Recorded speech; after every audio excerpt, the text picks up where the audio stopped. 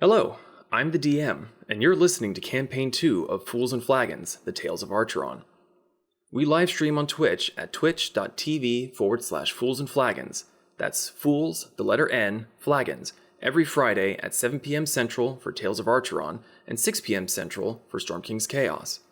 If you'd like to join our community and talk not just about D&D, but other games as well, consider joining our Discord. The links can be found below in the description. Do you like us? Like, really, really like us? Consider donating to our coffee page at ko-fi.com/fools&flagons. The links can also be found in the description. Donations and memberships are never required and always appreciated. We have no gated content for members only, and all proceeds go straight back into making Fools and Flagons an even better experience, and it helps to keep the podcast alive and well. Are you ready for some D&D? All right then. Grab your drinks and raise your glasses. It's time for the Fools and Flagons podcast.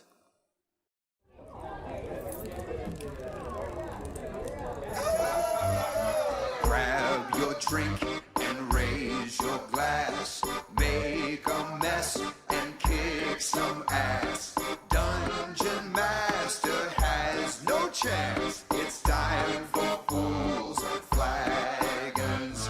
Raid the dungeons and slay the dragon. Sharpen your sword and prep your wagons. There'll be death and tons of magic. It's time for Fools and Flagons.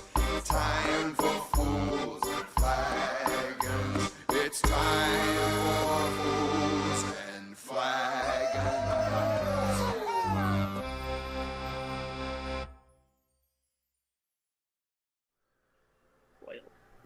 Well, hello everyone, and welcome to Fools and Flagons, a tabletop campaign made up entirely by me, where these lovely folks do stupid things, I try to make sense of it, and we make a good story together.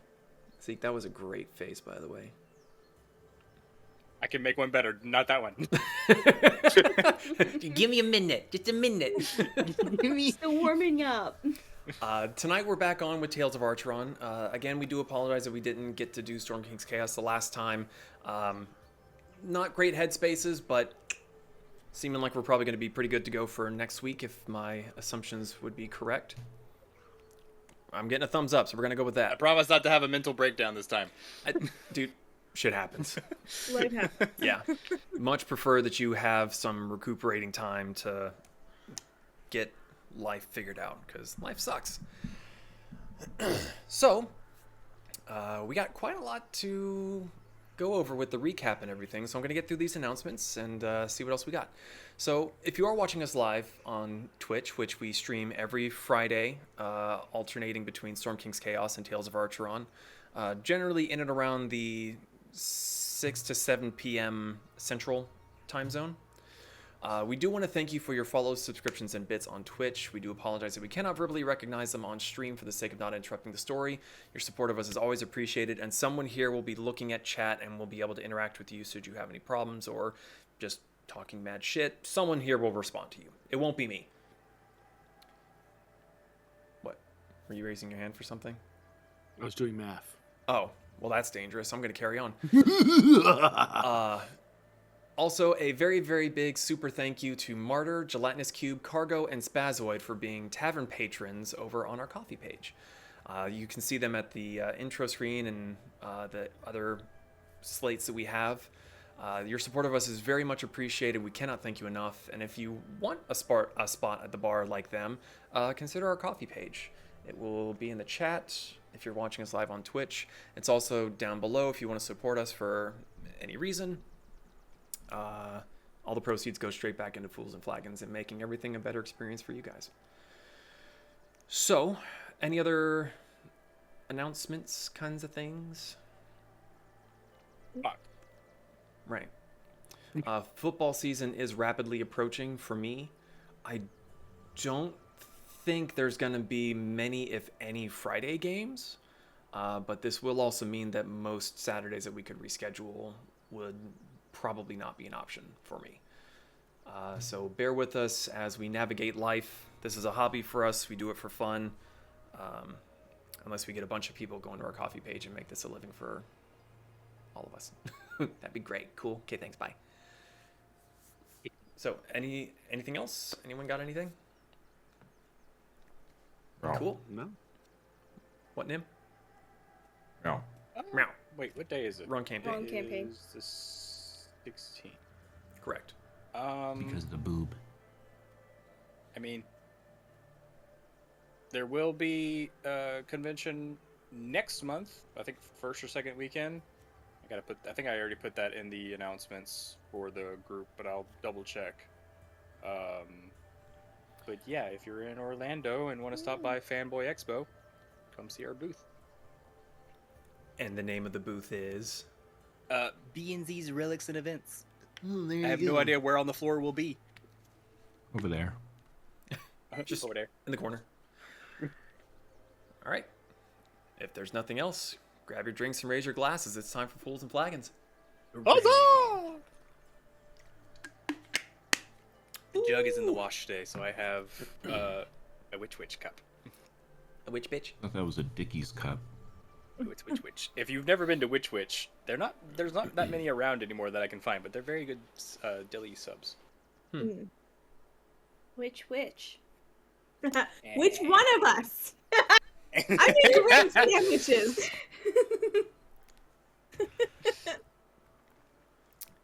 So, as we proceed into a new chapter, we'll take a quick look back on what transpired within the Tales of Archeron. The Tempests had traveled to Aztlan so they could fix their companion Brick, who had a faulty core. Traveling and fighting through treacherous oceanic mountains, the Tempests sought out the necessary magical stones and subsequently discovered some interfering cultists skulking about, and they gained a new companion, Moriko, the Silent Blossom.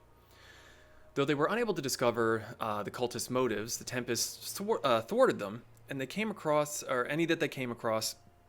and reported their presence to the Aztlan military.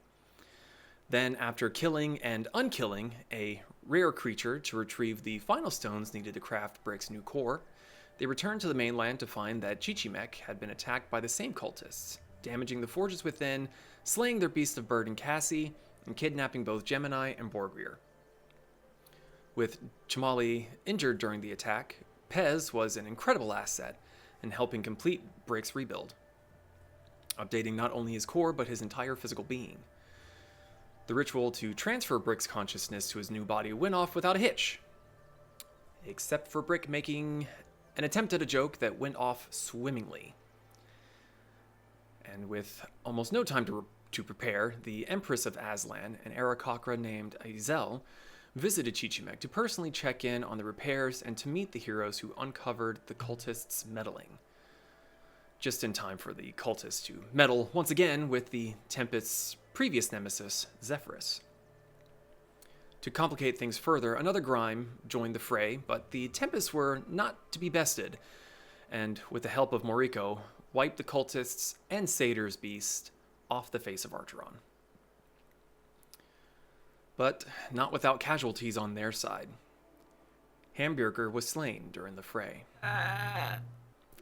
The Tempests accepted the Empress's offer to bring them back to Cultists to reward their good deeds, and along the way, Pez had a heart-to-heart with Coyote about the loss of his little feathered friend. Accepting Coyote's deal, Hamburger was revived within the Orc Lands, and it is now up to Pez to overcome his fear to find his reborn companion. Performing another ritual provided to them by Chimali, Cassie's spirit was infused into their wagon home, dubbing it Cassie's Sanctuary. And though it unnerved a few in the party, their wagon home was now self-propelling and sentient. The Tempests spent a few days in Cultists, the capital city, and were heralded as heroes to the Empire, and Moriko was introduced to civilization and the wonderful pastime of candle licking. They visited the temple of the local deity, and there's the dog that you were talking about. And a few of the Tempests sought out guidance and received some very clear directions. North.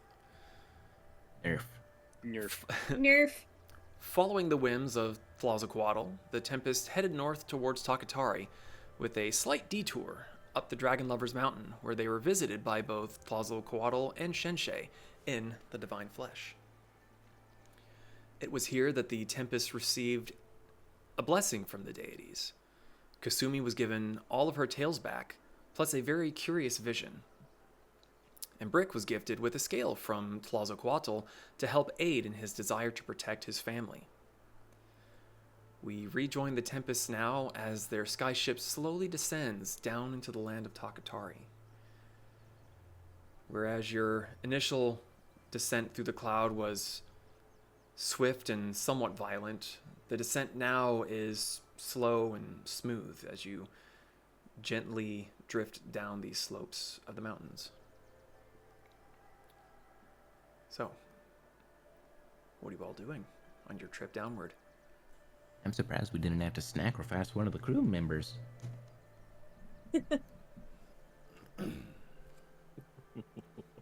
Kasumi is being very attentive to her appearance right now. She is sure that her hair is nice and groomed, and her kimono.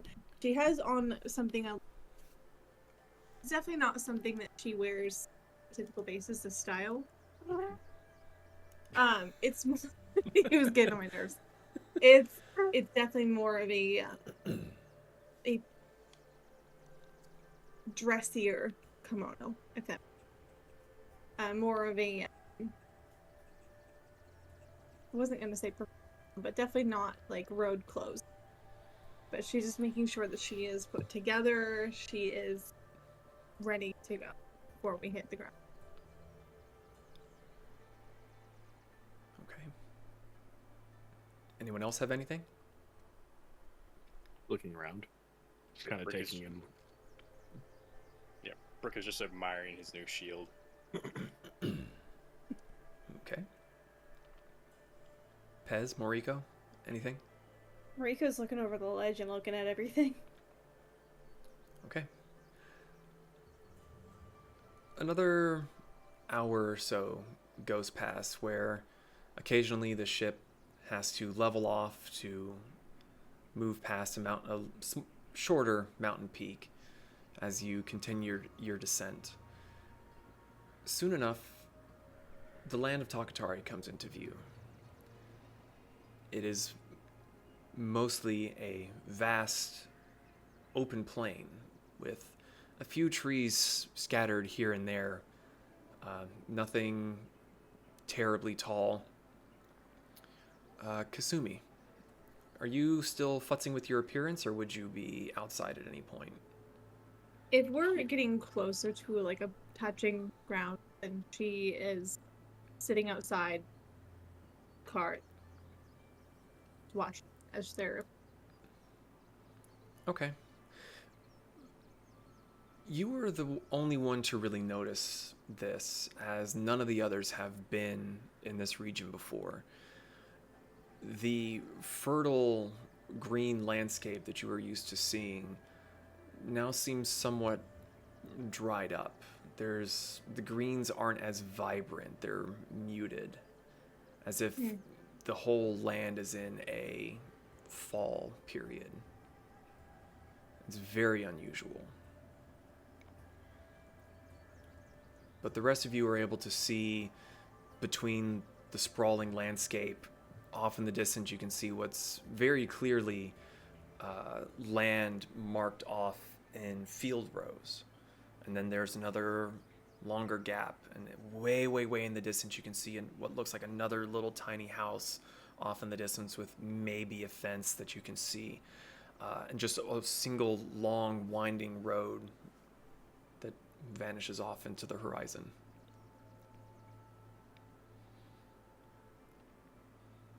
Huh. Well, this place looks nice. it usually looks a little different. More green. More Not just looking at Kasumi, just like expecting her to be like, "This is everything." she seems unusually very focused right now. She's not super talkative, she's not super bubbly, she's very, very focused. Moriko's trying to see if she can see cherry blossoms. Make a perception check. Perception. Yes, Grace. See, I knew Zeke would do it, so I didn't have to. Shut up. I shut up. 23. 23. You look around, somewhat excited, having heard all that you've heard of Takatari from other people in Aztlan, and even just talking to Kasumi off and on. You feel a little disappointed. The colors are very muted. It kind of reminds you a lot of the center stretch of the Tempests Mountains, or even further south where you get closer to the volcano and the deserty side, where it looks like a lot of scrub brush. A lot of the trees, if they have leaves, they're kind of sparse. The grass is a faded green. Some of it's browning. It's not She's all gonna that you were pout led up with to be. her arms folded on the railing, looking over. Sun's just gonna lean over. Hey, Kasumi, this place looks kind of dreary. Yeah. I'm not sure why. That's kind of why I'm so concerned right now. We need to immediately take the medallion back. If that can be the first thing we do, we need to do that. No arguments here. Yeah, no, I agree. So we have like exact coordinates we're going to, right? Oh, I know where we're going. I can lead up. Needs to be top.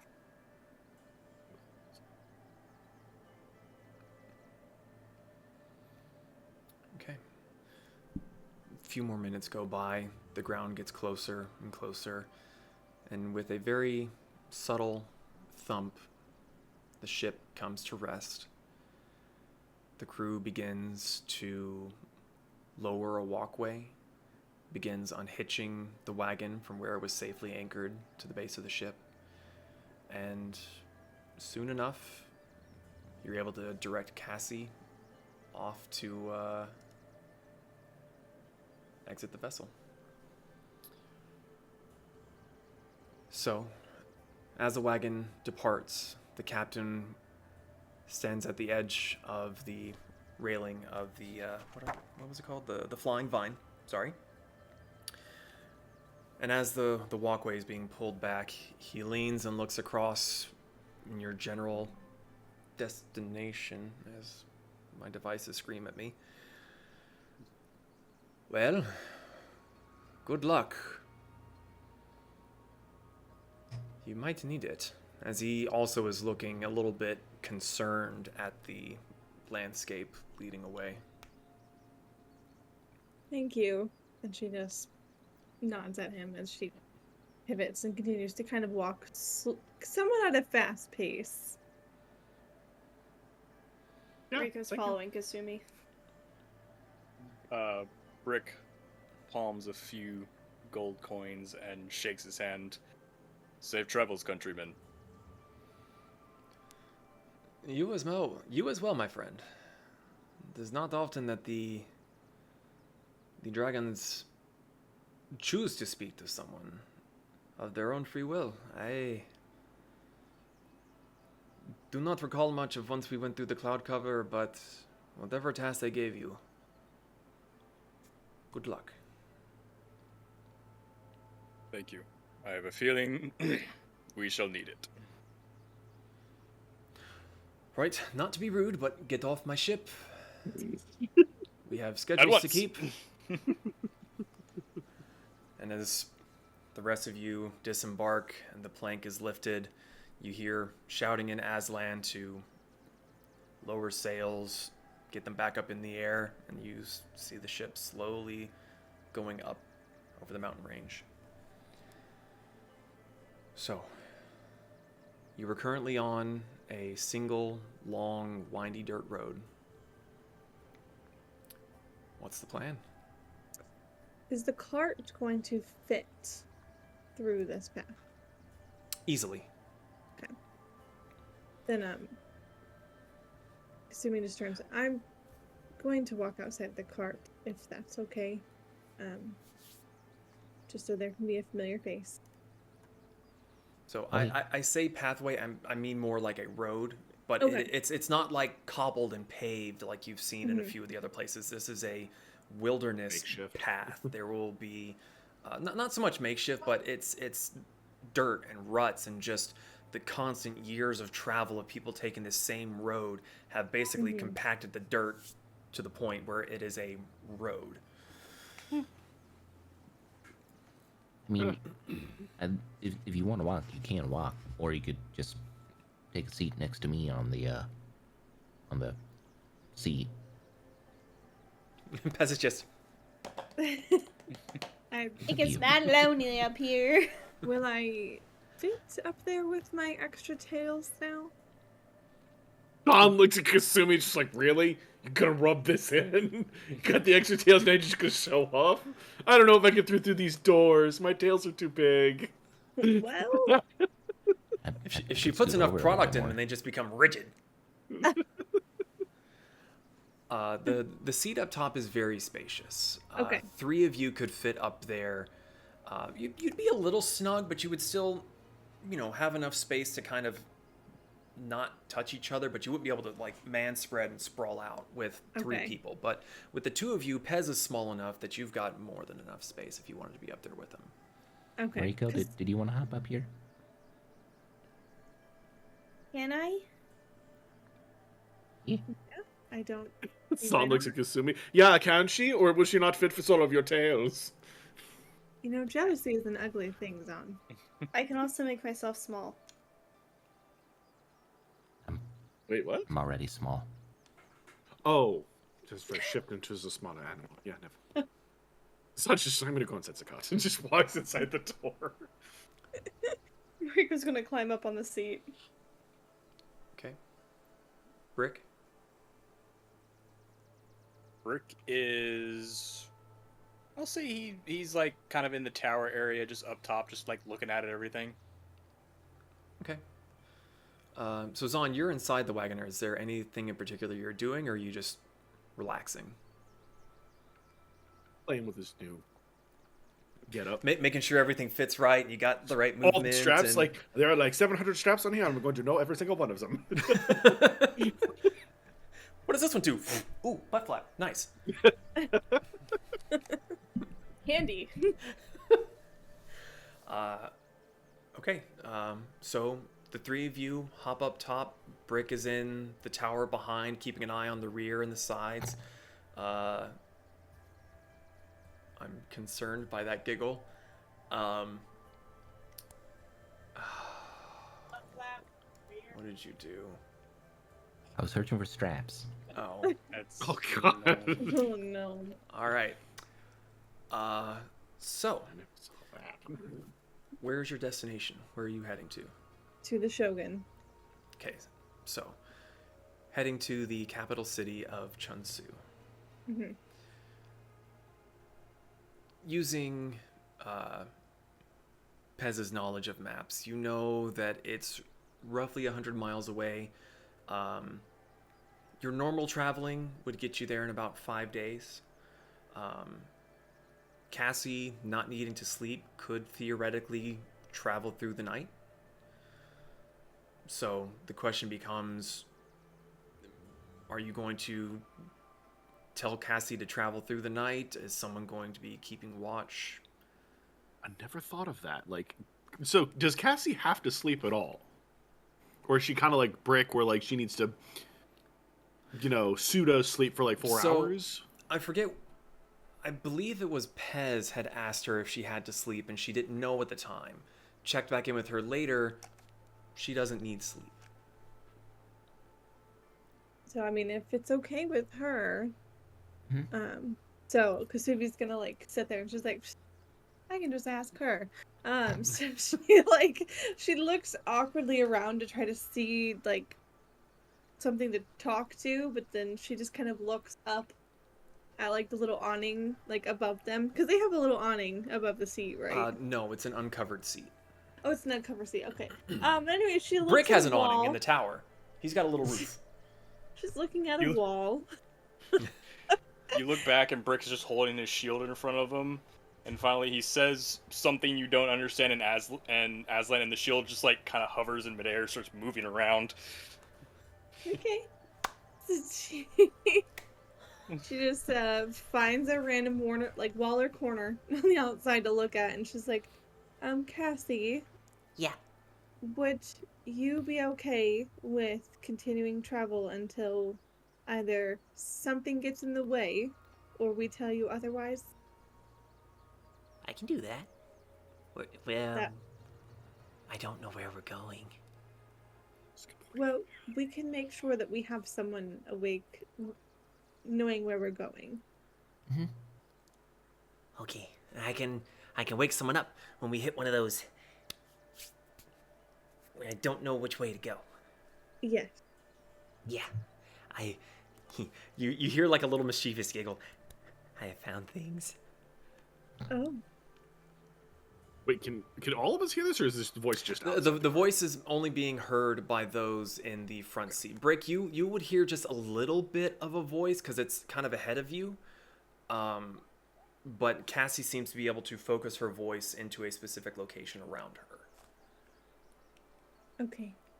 Well, Pez and I, we can take turns sleeping so we can make sure that someone is always awake that knows where we're going. And Moriko's good at navigation, too. Is she? What do I don't her know. elf eyes see? I would, Bruh. I would assume that Moriko's good at navigating because she's lived in the forest forever, but that was my assumption. You get lost so many times, eventually you learn everywhere you need to go. Listen, all I'm gonna say is I had a scoutmaster. If you put him in the middle of the woods, he could find his way. You put him behind the wheel of a car, fucking useless. Exactly. Just saying. Just enough. because you can put her in a mountain, she can find water, doesn't mean you can put her on a road and she'll know which way's left and right. Do we have a map of They're the both region? elves. You have the general world map down in the Oh. living room, but you don't have a map of the region. I thought you may have made a region map. I mean, I have, but none of you have it. Cool. I just had a thought. Does Moriko know her left from her right? Like the words left and right? You know left from right. Okay. Yeah. I'm sorry, but I just envision Moriko going like this and go, they're both elves, what do I do? He goes, fuck!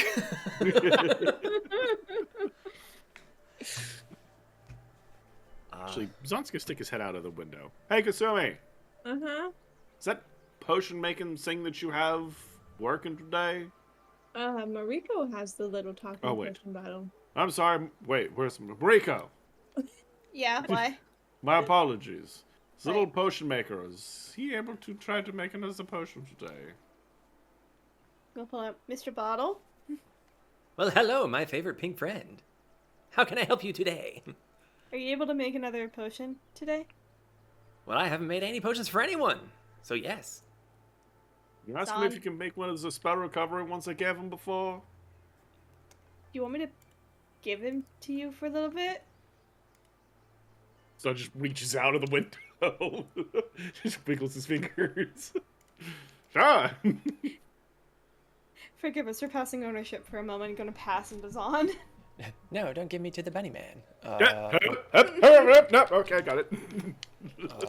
One quick second.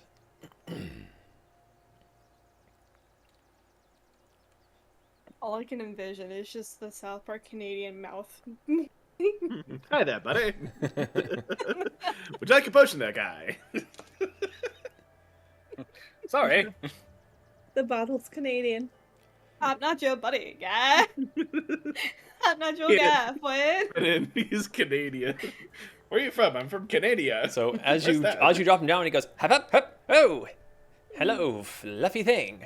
What can I do for you today? Is that potion I give you a while back is a spell recovery one? Can you try Yes. to make it on someone of those? I can certainly try. Go ahead and try that. I need you to roll a D100. So, Peg. the 2. A D100. I don't have a D100, so is it the D10 and then Percentage die in the the D10. 2? Okay.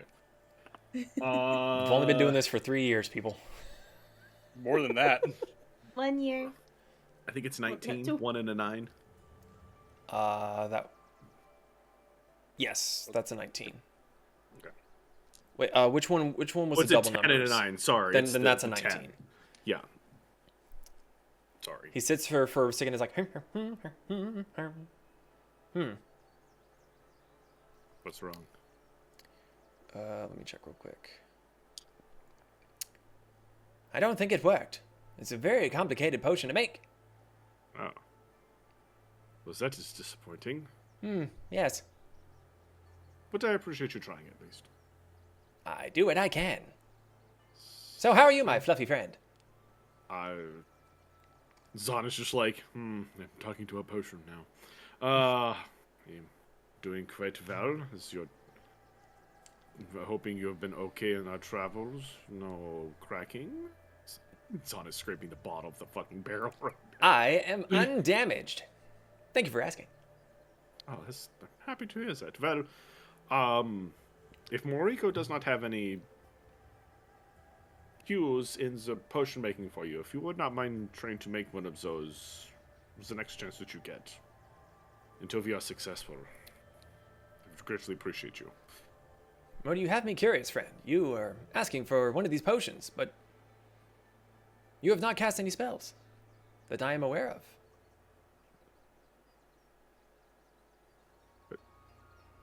Well, yeah, I was just going to pour it into one of those empty bottles and hold on to it. Unfortunately, it does not work that way. Ew. If you were to pour out my contents, tip me over and pour me out, it would be but water unless you drank straight from me. Zahn is like, the forest is right there. Well, well,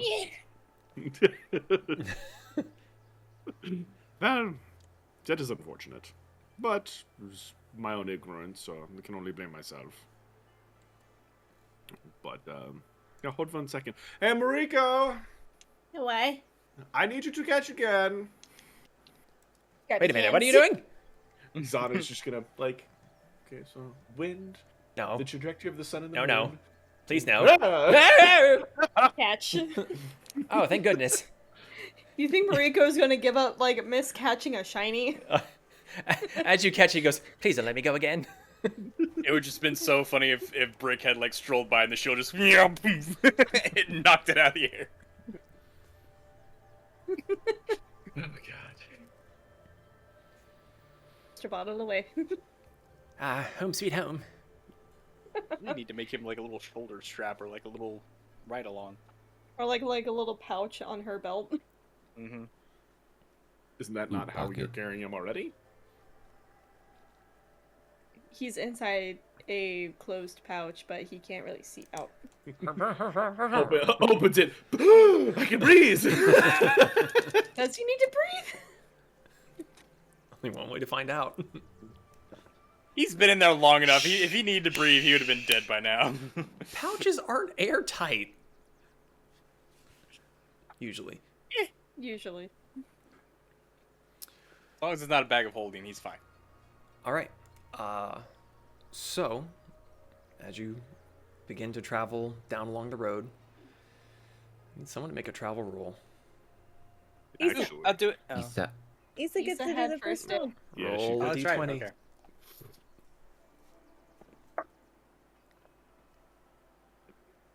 $15. We're all going to die. 15. Dragons attack. Okay. You travel for a good part of the day. The flat landscape turns more into gently rolling hills. as you get further and further away from the mountains. The day goes by without really seeing much of anything. More drying, dead grass. You pass a few farmsteads that seem to have nothing growing in them.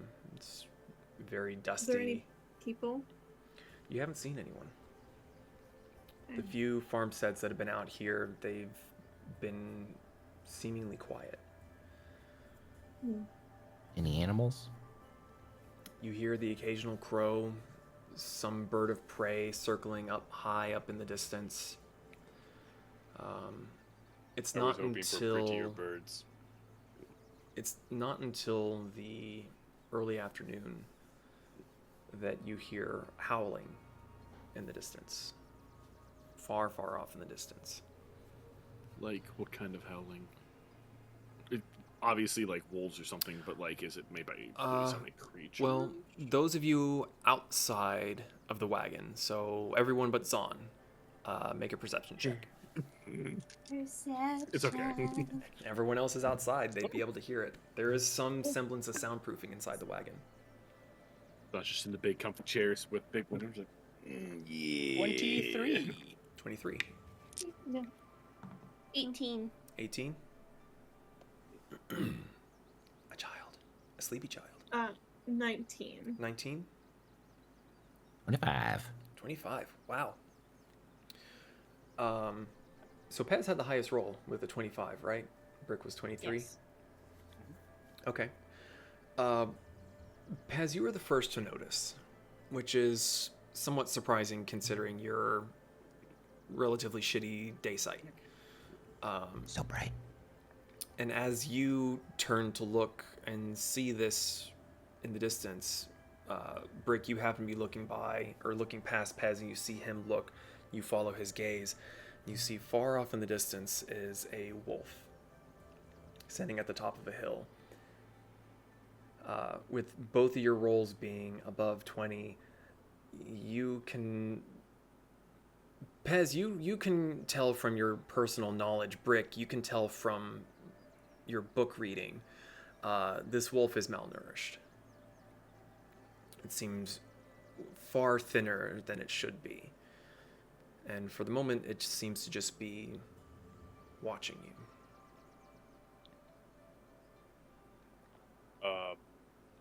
The other two of you, Moriko and Kasumi, you hear or see the boys looking that direction, and you would look, and following their eye line, you would eventually be able to spot it out in the distance as well. Pez, Uh-huh. does the wild doggo, does it look a little Skinny? small? Yeah, Yeah, I can see its bones. that's bad, right? Yeah, you're not supposed to see its bones. So I think we could probably draw a pretty big conclusion that either A, there's some sort of drought going on, or B, there's some magical fuckery about. And my money's on True. the second one. Probably. Kasumi is going to place her hand on the medallion that's still strapped to her chest. Mm-hmm. And she's going to take a few moments to see if she can go into a slight trance and see if she can sense any disturbances. She's just primarily going to try to see if she can feel if anything is off from the medallion. You sit there in silence for a moment, the wagon continuing to trundle along. Cassie has actually picked up the pace a little bit.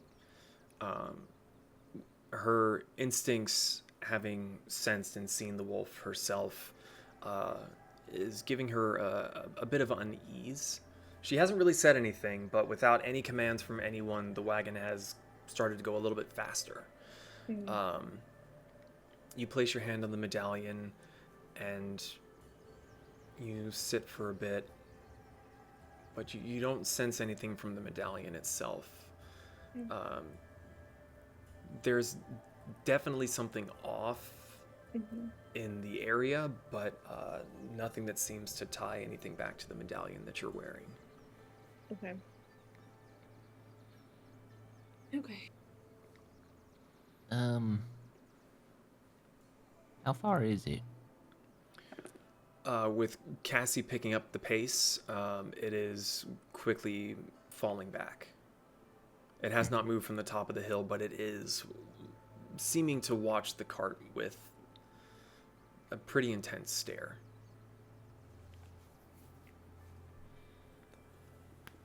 Well, I was gonna cast Speak with Animals, but it's too far. I'm guessing it's only a 1-star pelt, given we can see its bones. Pull out the elephant rifle anyway, just to be safe. It's. I rolled to see if Moriko would do this, but she is going to mimic a territorial wolf howl, like what she was hearing, but try to have it like, this is our territory. Stay away. Interesting. She's gonna start a howl. I have a feeling this might have an opposite effect. Your performance? With advantage? Because pack tactics? Back tactics. Make an intimidation check. Okay.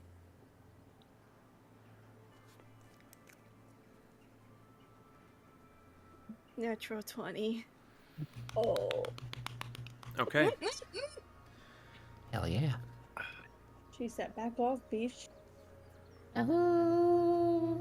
Oh. So you twist in the seat, kind of put your knees in it, so you're still kind of watching, kind of like what Bobo's doing, just watching behind.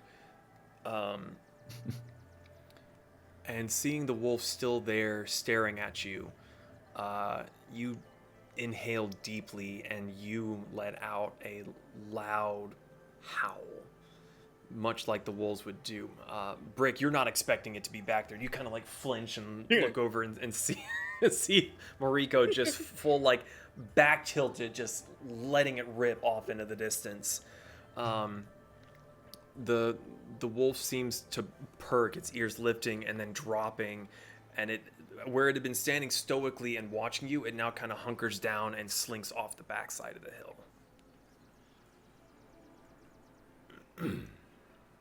Well, that was cool. You can do that? I just mimic animals. That's really cool. I can turn into animals. Is it really a shock that I can sound like I can mimic an animal? I mean, it's one thing to like turn into an animal and do a sound, and it's a completely different thing to like do it, you know, raw dog. Kasumi's eyes get really wide, and she's just like staring at you, Moriko. Did you have a lot of foxes where you were? No. I want to try something. Party trick time. Form. She's gonna go into fox form, and she is going to let out a little yowl in fox form. Dance, monkey, dance! Just gonna listen for a second and try to mimic again. Make a performance check. Okay.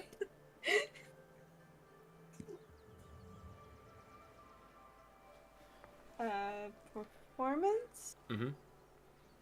21. Pretty damn good. It's like there's fucking two of them. And then now you hear the fox laughing. All I can think of is the video of the white fox. Yeah. Yeah.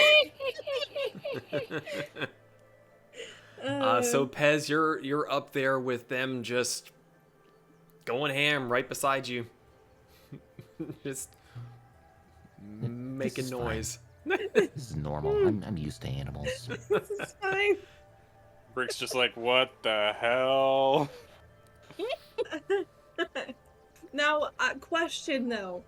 When she yowled, did it translate to anything? Slurs. No. Just one really long slur. Okay. Yeah, I was gonna say she's just laughing, and she'll go back into human form. She's like, "Well, you sounded really good, but you said nothing." No. She said a slur. Your mother was a hamster and your father smelt of elderberries. You just turn back and it's like, never pronounce it that way again. Say it with your chest. Oh god. Fun experiment. So, unless there's any other animalistic experiments you want to partake in, I said what I said. Eventually, the night begins to creep in. As the sun gets lower and lower and the sky turns into oranges and reds, the clockwork fireflies are released and begin to shed a little bit of light around the exterior of the cart, as most of you have seen many times. Moriko, you've only seen it a handful of times as you've been preoccupied, culture shock and mainly culture shock and just kind of not really being out and about. But Cassie is still moving along per your instructions, so...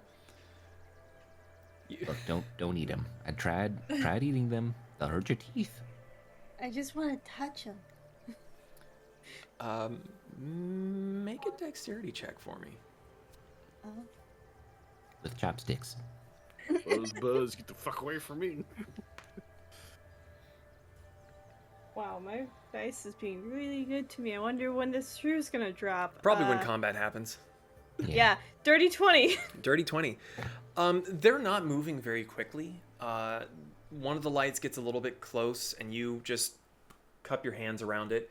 And when you feel these little tiny cold, like, not painful, but just little tippy taps on the inside of your palms. And when you open your hand, it's not an insect. It looks like one, but it seems to be made of metal. And all these little intricate gears are turning, and the wings are kind of fluttering and spazzing out a little bit. And the back end of it is a clear glass. And within it is the gently pulsing light that seems to be flaring up at the same time you see one of the gears inside spinning a little bit faster. And as it slows down, it gets dimmer again. It doesn't fully ever go out. But if you leave it long enough, the wings will finally start to catch purchase, and it will just gently fly away. And they all seem to be hovering around the cart.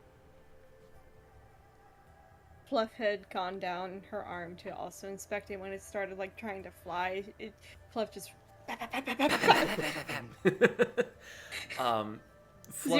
full attempt to 0 damage bapping. I was gonna say Fluff he might be strong enough to like make it go like "Rrr," but he wouldn't be strong enough to damage it. The wings themselves are fairly sturdy constructs, despite the way that they look. But yeah, it's kind of adorable to just see the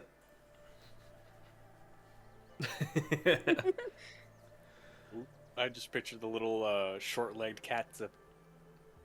Oh yeah, the little Scottish short. Casting a spell. Yeah. So nighttime is rapidly approaching. What's the plan? We're taking watches, right? Yeah. So you said the world map is inside the cart, correct? Correct. Okay. If you guys need me to post it into the chat again, I can do that. I think it's pinned. Is it detailed enough to where we can see roads? It's detailed enough that you would have a rough approximation of a main road. Okay. Like, you wouldn't have individual split-offs, but, like, the main roads that would theoretically take you from point A to point B-ish. Okay. Ish. At some point in time, Kasumi is going to go to that map, and just find a loose piece of parchment and try to trace a general idea of the pathway. Okay.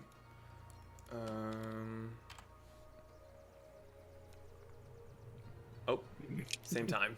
That was cool. Mine's bigger. So you do a little bit of measuring to try and get a rough guesstimation.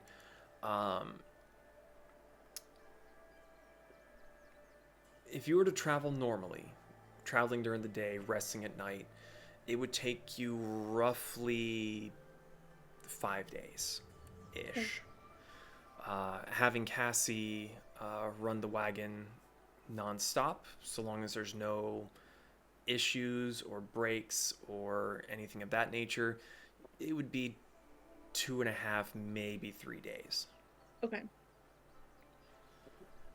Okay. So yeah, she's gonna try to do a rough copy of the main pathway, and she's gonna make like little marks on, you know, if there are any areas that she could potentially see there being a bridge or like a separation of roads. She'll just do a little like note next to it and say turn right or turn left. That way she doesn't have to map all of the road systems, but if she leaves road like it's the main path, then she marks if there are any turns. Okay. It does. There's not so much rivers on the map that you can see. It's not that detailed, unfortunately. But it does seem like the road that you were on will eventually meet another main road that goes roughly east to west. And that is the road that you would want to be on that would theoretically eventually get you to the capital city of Chunsu. Okay. With your general knowledge of the region, you haven't traveled that much through the area, but you still have a little bit of know-how for it.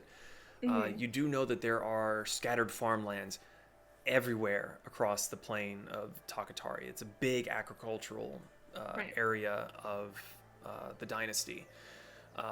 As you start to get to that east and west portion, there's going to be a lot of roads that split off going to the north, with most of those roads eventually leading to the Kudong Harbor, where a lot of the farmlands would go to bring their grain to ship out across the world, or even a lot of the roads from the south going north are intended to get to that main road to bring their tribute or to bring the share to the shogun in Chunsu for general storage for the country.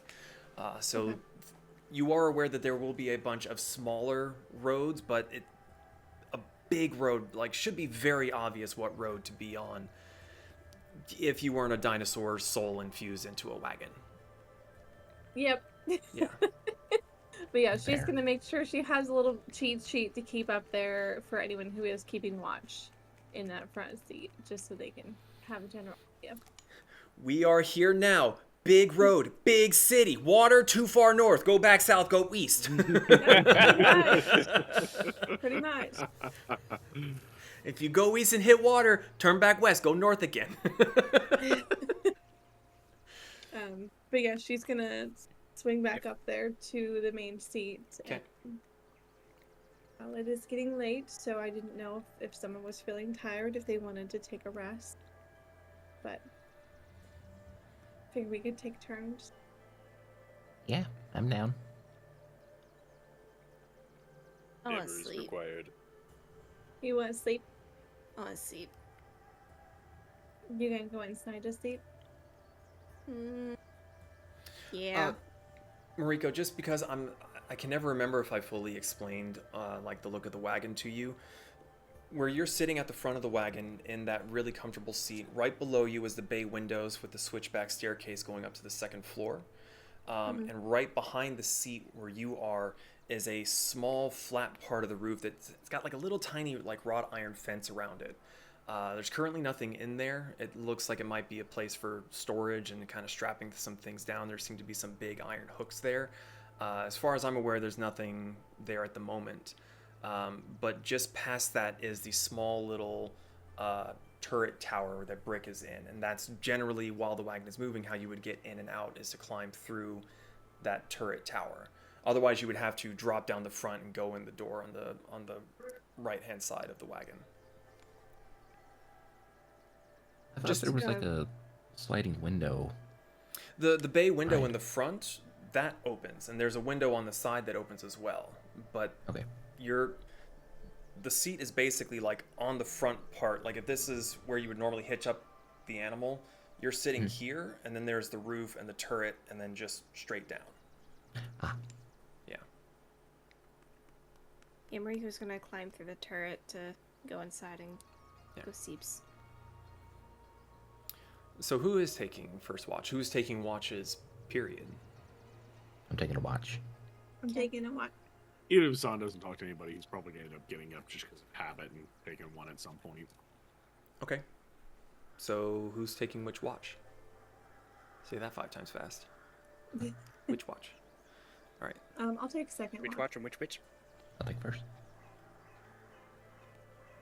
Okay. So we have 1, 2, 3. is Brick second. and Zahn. Is there a particular watch you would prefer to take? I'll let him choose first. Also, thank you, Zahn, for finding that. I was about to do that. Yeah, you're good. I was searching for it. I rolled to third. Third? Yeah. Brick, which one? I will take second. Okay. Cool. So everyone but Pez heads back into the wagon to start working on their rest. You've been a little bit sorry? Kazumi's actually going to sleep in fox form next to him on the seat. Okay. So she's going to stay out there. You've all been a little bit spoiled recently, being in a very safe city, having guards that have been able to keep watch for you. You've all been able to sleep at once and have good long night's rest. It's a weird shift to get back to something that's, in the grand scheme of things, almost more normal than having a normal bed to sleep in without any worries. So Pez, you were up there, by yourself with, Kasumi beside you. Is there anything you want to do during your watch? And if not, make a perception check for me. Even if you do, make a perception check for me. I'm just observing. Observing. Trying to look for that. Ooh, natural 20 of a wolf. Perception, you said, right? Mm-hmm. 26. 26. It gets to be around midnight when you hear the howl again, but it is distant, very, very distant, to almost to the point where you consider whether or not you want to ask Cassie to stop just so that you can try to hear if you were imagining it or if you had actually heard it. But knowing how wolves are, probably a good idea to not stop, so you let Cassie keep on going. You hear it again, but it's even fainter at this point. It does not seem that they are coming closer. They're just... Actually, let me check the... No, so it is very, very dark. Both moons are in the their waning phase. Advanced darkness. Yeah, one of them is almost completely dark. The other one is still a thumbnail. Pez is right at home. Yep, Yeah. my hat is off. Who needs a lantern when you got light bulbs for eyes? Spotlights that go all over the place. Yeah, like there's lights. Fucking chameleon eyes here. Just right. Insert foghorn noise. Just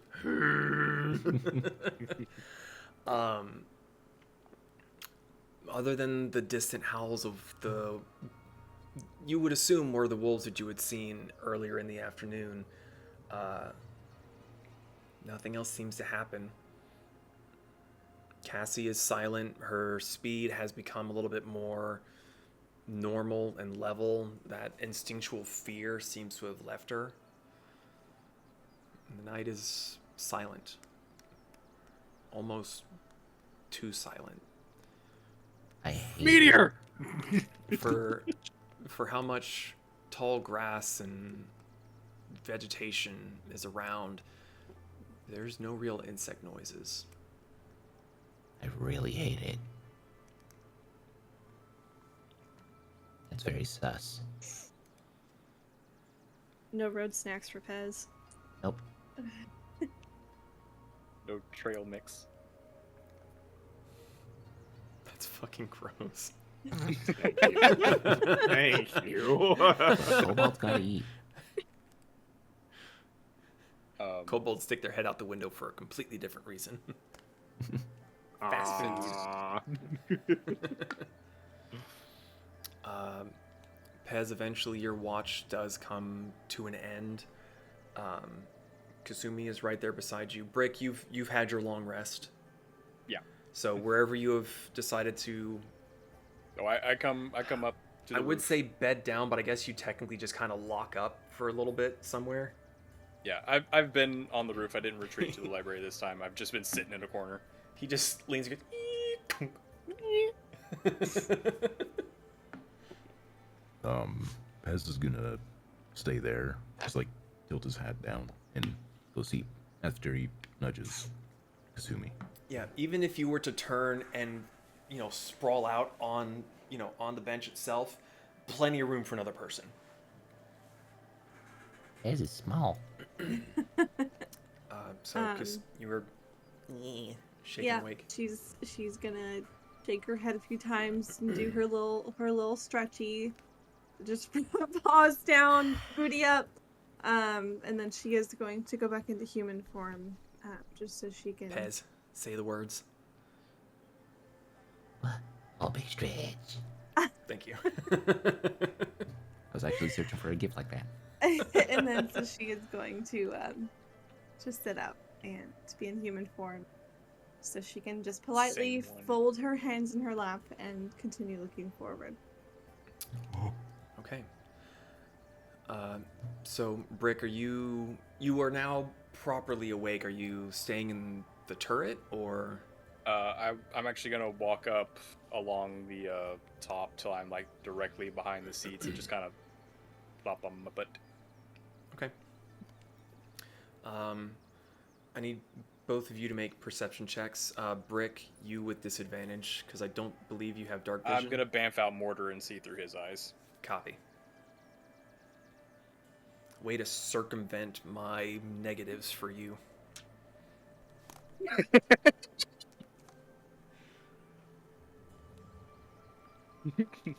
Bitch. It didn't fucking matter. I got a 17. I don't know what he got. Got an 11. Well, I Oh. can't see shit. I can't see. Um, I can't see shit out of this thing. so just to kind of like, before you guys do whatever you're going to be doing, Kasumi, for the most part, you don't see anything because there's, because there's nothing to see. Weird. It's very dark with the moons in their waning phase to begin with, but you're still able to see fairly well in the dark with your special eyes. There's no lights in the distance, which granted it is the middle of the night, but even then you would expect to see some lights somewhere as you're passing by these fields, and even with the low moonlight you can still see the distant shape of a structure in the distance, but everything's dark. There are no sounds of nature except the dry rustling as the breeze waves through the drying grasses. This is just normal darkness. It's enhanced darkness.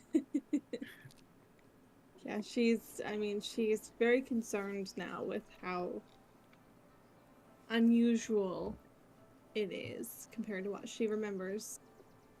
So she just continues to just watch cautiously. Okay.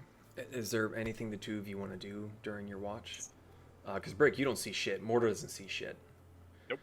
Mortar, It's just- Mortar more specifically seems a little bit, not even a little bit. Mortar seems very ill at ease.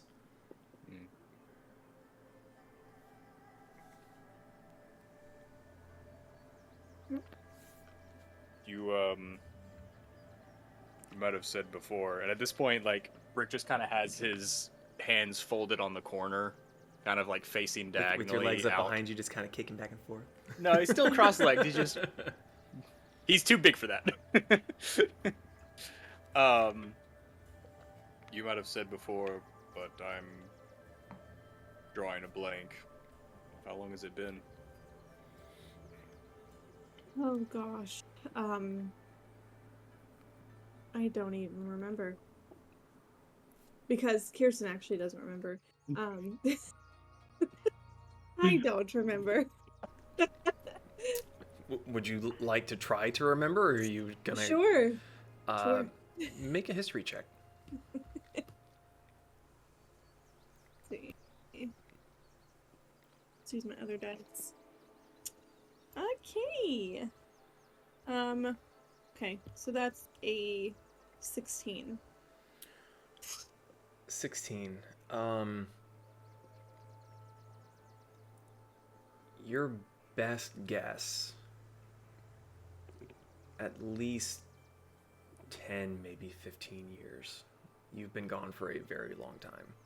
It took you that long just to travel across the continent, across the sea, finding a ride that you could afford, because you didn't really have any need for money when you were doing your thing.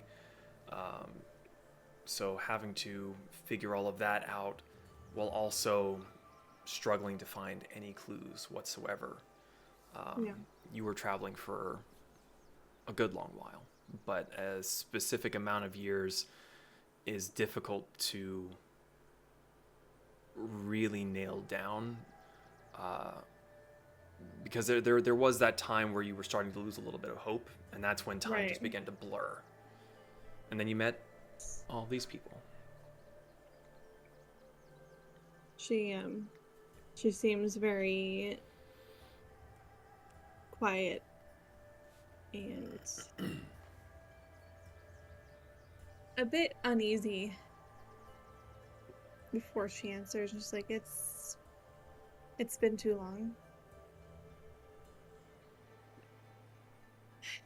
From what I can remember, it's been at least 10 years. Probably more. So I don't know what I am returning to, but this was not what I was expecting. This is nothing like I remembered it. I mean, these fields, I know you can't see it very well right now, but they used to be filled with life. And crops, and animals, and people. Yeah, I was curious if there was just some sort of drought, but even Mortar, who's more of a spirit than he is an actual animal, is unsettled, so I doubt any of this is any sort of natural.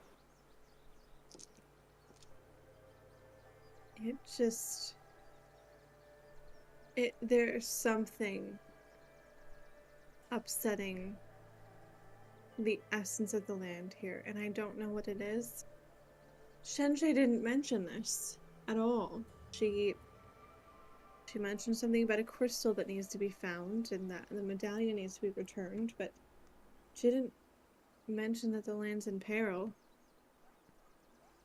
Maybe the medallion has more to do with the land than you thought. Or maybe this crystal does, or maybe there's something else that they knew we would find out anyway, so they didn't see much point in mentioning it. Well, now I can't help but feel guilty that I took my time getting this back over here. I mean, if it truly is the medallion, and now I feel, even if I wasn't the one to take it to begin with, I feel somewhat responsible now if this is potentially connected to what's happening. I mean, Shenshe didn't tell you. Kasumi, I had to check to make sure that I didn't fuck up. At one point, Shenshe did say that two paths stretch before you. Your adoptive land suffers and is in need of healing, and the woman carries with her something that is yours by right. Yeah. She didn't perceive that as, like, the physical land is dying. Okay, sorry. I wanted to make sure that I did actually say that, because I had it written down, but I very well could have brain flubbed. But it's also been 2 weeks, so brain fuzzy. Yeah. Carry on. No work good. Well, no matter what, just as you've helped some of us deal with our problems, we'll help you. I appreciate it. I'm dreading that it's so far away right now. I wish they could have dropped us off a little closer, but I understand why. We'll be there soon. I mean, like you said, it's 10 years to find the damn thing, and we're almost there. Yes. I mean, you've made more progress in, 6 months than you have in 10 years? I'd say you're speedrunning this. That's your perception of it. No out of bounds. Not Glitchless. mine. I think my it's time to perception. clip into the back rooms. Don't test me, woman. I feel like I've been in the back rooms for the last 10 years. But yeah, she seems very solemn and now a little sad, but she kind of quietly folds her hands back in her lap and continues to kind of scan the area that we're approaching. Brick reaches into his bag, pulls out a very nice but very simple wooden box with a little latch on it. I didn't know. Well, I thought at first I wanted to wait for some specific moment to give you this, but I think I've figured out I don't know much about anything, so I don't think I would know that moment when it came. I thought about asking you to wait till you thought it was a good moment, but you don't know what it is, so can't really expect you to know that. So I guess, and he starts to hand it over. I made something for you. Oh. You could open it now, or when you think you need a little bit of more of a pick-me-up, or at some ambiguous time. But this is... I think we both learned I am not good with words, so I decided to try action instead. So you extend it to her. Mhm. She's gonna reach. Can she reach it from here in this seat? Yeah, like he's laying on that flat part I was describing before. That's Okay. meant for like. Yeah. And it's a box that's probably about yay big. Oh gosh. So it doesn't hold anything small inside. It's like a flat box, probably about that high, and it seems to kind of looks like a very simple jewelry box of some sort. Okay. She is going to grab it, set it in her lap. She's like, "How long have you been holding onto this?"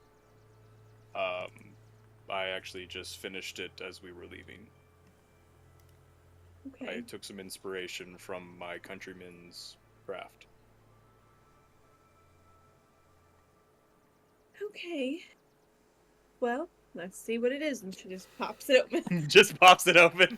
Okay, give me 1 second to find the picture because I wasn't sure how quick. Where'd it go? Here it is. Always got to be prepared. Always gotta be prepared. And inside you find a tiara, or a circlet of, if you will. It is gold, styled to have all sorts of. I posted the picture, but you see it's all sort of cool filigree designs, and it's golden with like pink.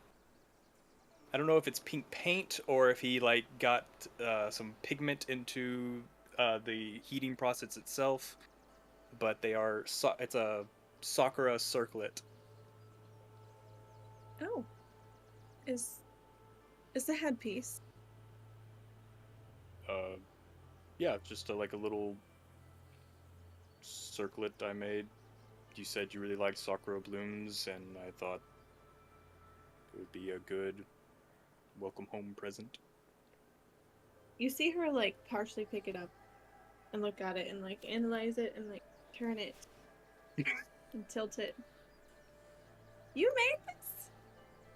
I had a lot of help from some very nimble fingers of a very helpful kobold. And as he looks over to the sleeping form, he helped me get the base form down, and made sure that the bones and the basic concept were good before I finish it up.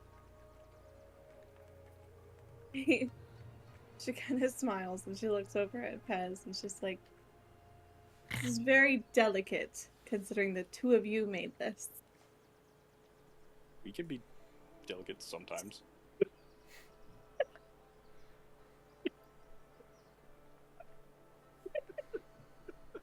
She's gonna take it and she is going to set it back in the box gently and she's gonna close the box. She's like, it's very beautiful. Thank you. But it looks too nice for me to wear in the road. This would go great with a gown. Well, hopefully there's a party here that you can wear it at.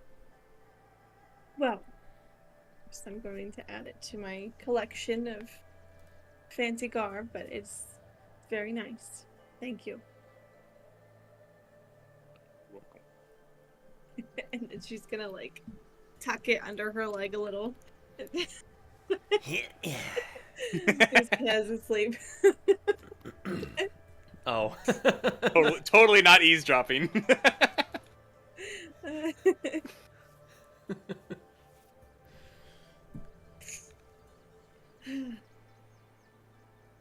right. Are you... Well, I know this wasn't the view you thought you were coming back to, but how are you feeling? Nervous? I feel a lot of pressure, and there's not much that I can do about anything until I get to where we need to go. And there's nothing I can do to speed up the process, so... Yeah. I mean, Britt kind of plays with a certain stone ring on his finger. You could. The rest of us, or some of us, would just catch up. Oh, no, I'm not going to... I'm not going to use that because I don't know what is waiting for us there. And I wouldn't want to be there by myself.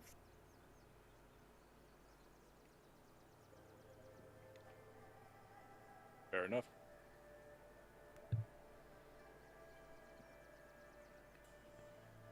So, but I appreciate it. I'm just going to be a little quiet and a little focused for the next 2 days.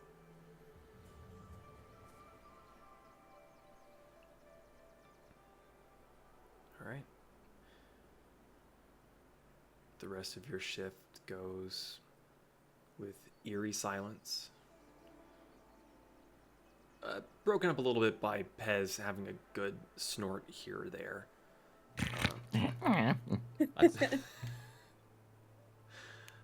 But eventually your shift does come to an end. Brick, you have already completed your long restoration, so it's completely up to you if you want to continue on through the third watch, or if you want to busy yourself with something else. But eventually it does become time for Moriko and Zahn's turn. So with Pez sleeping up in the bench, Kasumi, are you going fox form and sleeping up there again as well? Okay. Yeah, she'll go back into fox form. And if Pez is asleep, she'll kind of like scoot closer to him and use her tails as like a leg. a buffer between you and the dirt. Yeah. Look, dirt man, you gotta respect him. Just pocket sand for the dirt man.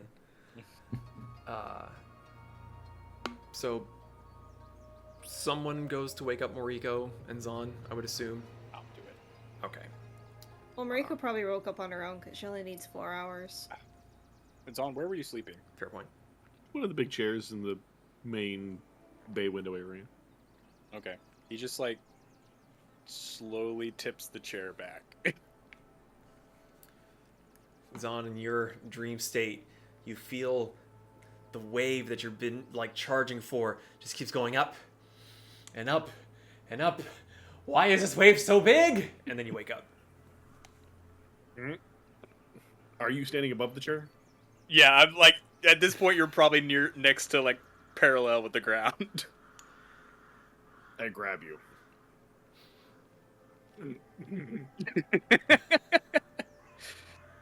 It's not funny. It's having a good dream. It was a little funny. Who remembers this? That's what you always say, and I prop him back up. Thank you for waking me up. I have some testing to do. Just loud testing? Don't you need to be asleep? I already slept. I'm not like Go the back. rest of you plebs. What is a pleb? I don't know, I read it in a book. Moriko, he's not talking about you. Yeah, you sleep less Fair than enough. I do. Why don't you go back to sleep? I have work I need to do. While I do my watch. I'll probably just go read a book. Don's gonna make his way up to the tower and then hop out of the tower onto the stuff on the back of the cart and sit Oh, so you're on the back of the cart. Okay. and pull out his really long sword. Okay. Real quick, Moriko, are you going up to the front seat? Yeah. Okay. Kasumi and Paz are there, kind of awkwardly snuggling.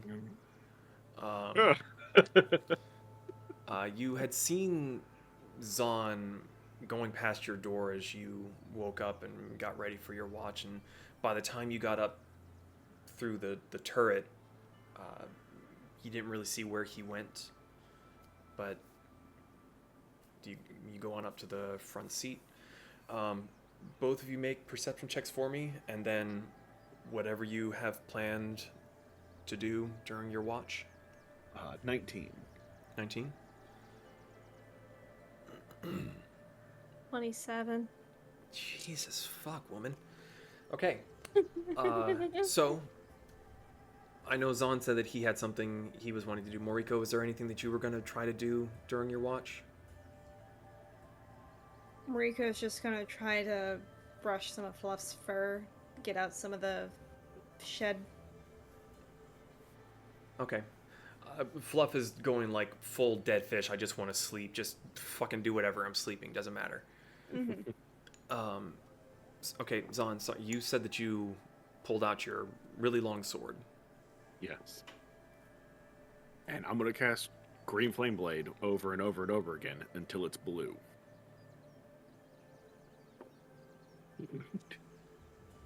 He's gonna try to change the color with the power of his mind. Whether it works or not, he has no idea.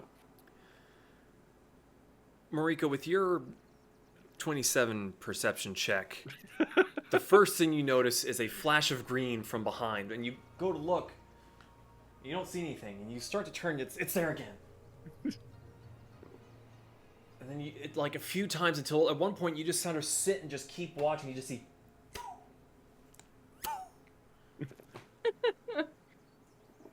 And the only thing that's left to surmise is that Zahn is back there doing something. You don't smell anything. You don't see anything on fire. There's no trail of destruction behind the wagon. He doesn't seem to be hurting anybody. Egypt. Yet. He's not hurting anybody yet. Wait, what did you say? What? Don't worry about it. No, not you, DM. You're not around to hear it. Oh. I'm not just gonna do that over and over and over again. Your watch goes by fairly uneventfully. Zahn, you had heard them talking a little bit about the wolves they had seen the day before, but with your radar dishes, even though you're focused on attempting to do whatever you're doing,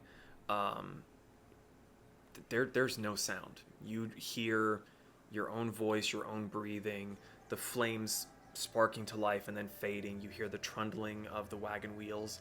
Other than that, it's just weirdly quiet. Moriko, you as well, apart from hearing Zahn doing something at the back of the wagon, nothing really happens. There's no one that you see on the road. You don't see or hear any animals, really. Eventually, the sun begins to rise, and off in the distance you see what looks like some specks flying through the air, but there's only one, maybe two of them at a time, and they're scattered. Eventually, the sun rises high enough that it begins to creep through the windows of Cassie's sanctuary, and all of you wake up to your second day on the road. Yeah. Actually, nearing the end of your watch, Moriko, the large road that you had been on does reach a junction where it kind of tees off with another larger road, with one stretch going far to the west and the other and seems to like maybe start to curve to the north a little bit before it dips down behind a hill and you can't really see where it continues. And then you've got the road going to your east. Panic. Fuck. She's actually trying to like find the little cheat sheet that Kasumi made. Make an investigation check. Here's my dice. See if I can get your dice to betray you. Probably not. No, not this time. 22. 22. You have Cassie stop. You give her a little whispered command to slow down for a moment, and it trundles to a stop. And you start looking around. You're kind of looking through the seats, and you have to like kind of like gently look around Kasumi and kind of over the side, and you see a little piece of paper about that much of it sticking out of Pez's pocket. And you just kind of you get it. Awesome. According to her, according to Kasumi's drawing, it does look like you need to be going right to stay on the main road. The road you are currently on, it does not continue straight forward. It dead ends here. Okay, I'm gonna tell Cassie to go right. Going right. Backs up a little bit. Yeah. And then there's a little bit of a like wobbling Teeter thump totter. as she kind of goes over the ruts to kind of get back into the groove of what had been pounded into the ground for decades, hundreds of years, however long this road has existed. But soon enough, you're on your way once more. And when the rest of you finally do wake up, the sun is not coming from the direction that you were expecting. You were heading north. The sun should have been on your right. And by the time you wake up, the windows that you have, there is no sun like you would expect. It's coming, Well, I would say it would be from where Zahn was sleeping, but he's not sleeping there right now. So, yeah. The day greets you once more. Two things. I need someone to make another travel roll. And I need to know what you guys are doing for the day. Pez has volunteered. Shenshe I will help probably you. I would probably do the same thing I've been doing all my watch. Ugh. Getting good. I'll be a 4. Oh. Okay. Oh. So Zahn, you're still playing with your green flame blade spell thing? Colorblind. Okay. Colorblind. Why is it gray? He's gonna come back eventually, and his eyes are gonna be just fucking pinpricks. Just you've kobolded yourself. Sometimes things are grayish red. I see gray, light gray, and dark gray. Oh wait, I'm colorblind. So, as the day greets you all, what's the plan? What are you guys doing? Or are we just trundling along? Yeah, I get that. Sumi is laser focused on the world. Focus. I'm curious though, since we made a right at that fork in the sun rising, would it have like just blasted Pez awake? He had the hat over his eyes, so once he lit, thankfully, the hat that he has is meant to shield him from the harsh sunlight. So one would expect, yes, that he would be absolutely fucked, but thankfully his hat makes him see like a normal person. Like a Ish. people. Like a people. Back of people. Snap cut to Pez, his eyeballs are just sizzling. Little bits of smoke. So, traveling on throughout the day, you make a decent breakfast. Those of you that need to eat.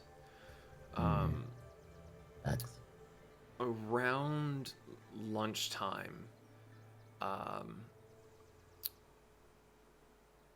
I'm assuming the three of you would still be up top.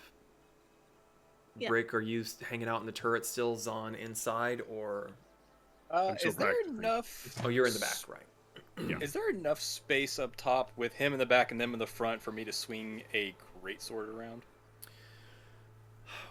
With them sitting in the bench seat, if you stood where the luggage would go, so long as you're careful and you keep your swings high, you wouldn't hit anyone. Okay. I'm saying yeah, there's a chance, though. I'll be practicing some forms with the silver dragon. Okay. It's a great sword. What's the name of the It's sword? the Odachi. So, right around lunchtime, as your begellies, as your bellies begin to grumble from hunger, the three of you in the front see a little dark speck on the horizon on the road. And it only takes a few minutes for you to approach it, and even without your request, Cassie begins to slow down. And as you get closer, you see that it is the burnt remains of a wagon. Crispy. Sheath the sword, hop off the wagon. I'm gonna go investigate. Did we stop next to it, or is it still in front of us? She stopped a little bit before getting there. She pauses for a moment. Is that bad? Do I Could be. keep going? Let me take a look. Kusumi hops down. So, Brick having gone first with a heavy thump after jumping from the roof, and Kasumi right behind. Anything in particular the two of you are looking for? Bodies, loot, and signs of life. Kasumi is looking for any types of labels, or if she can tell if there was a certain merchandise in it that would tell where it potentially came from or was going to. Okay. Both of you make an investigation check.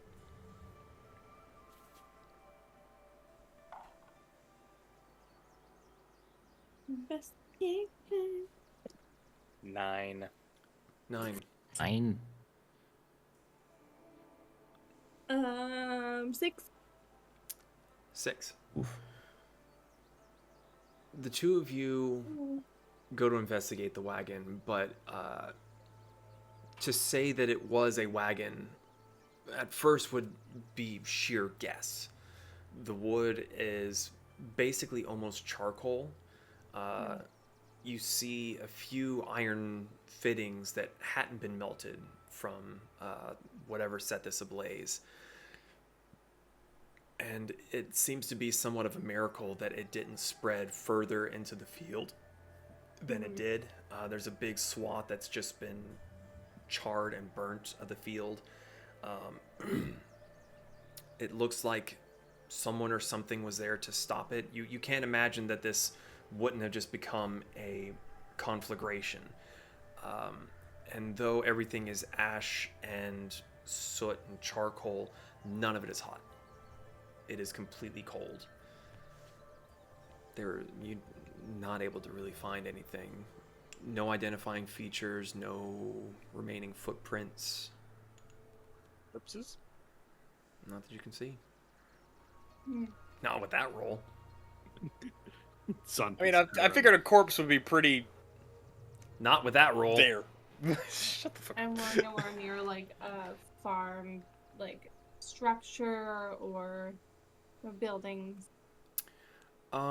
The grass here is a little tall. It's kind of hard to see very far into the distance. If you were to get higher ground back up on the wagon, you might be able to take a peek around and see, but from where you are at the moment, there's nothing nearby. I'll Bamf mortar and have him go up and do a few high circles just to see if he sees anything in the vicinity. Make a perception check for me. And Zon, sorry, were you saying something? She could peek my head around and ask what's going on.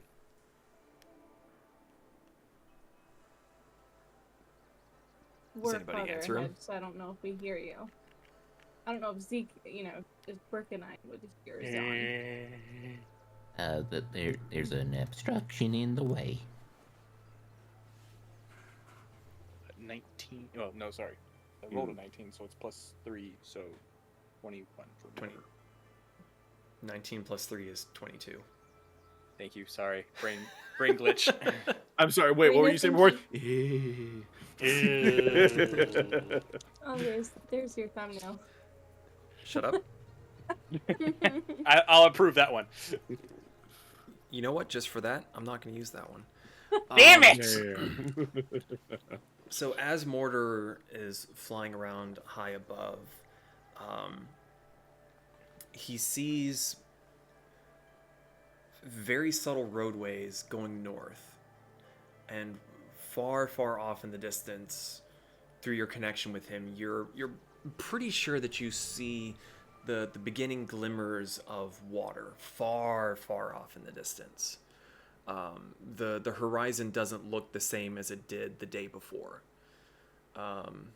Looking to the south, there's not much that's really nearby. There's a few specks in the distance, but it's hard to tell if they're old trees or if they might be structures. Not much to the south. Maybe something way out, but not enough to just have to distinguish building from tree. Looks like there's some sort of body of water to the north, and even some like kind of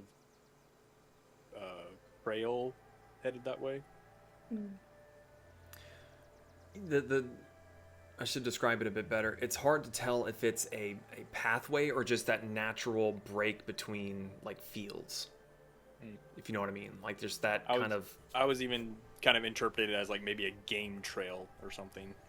Yeah.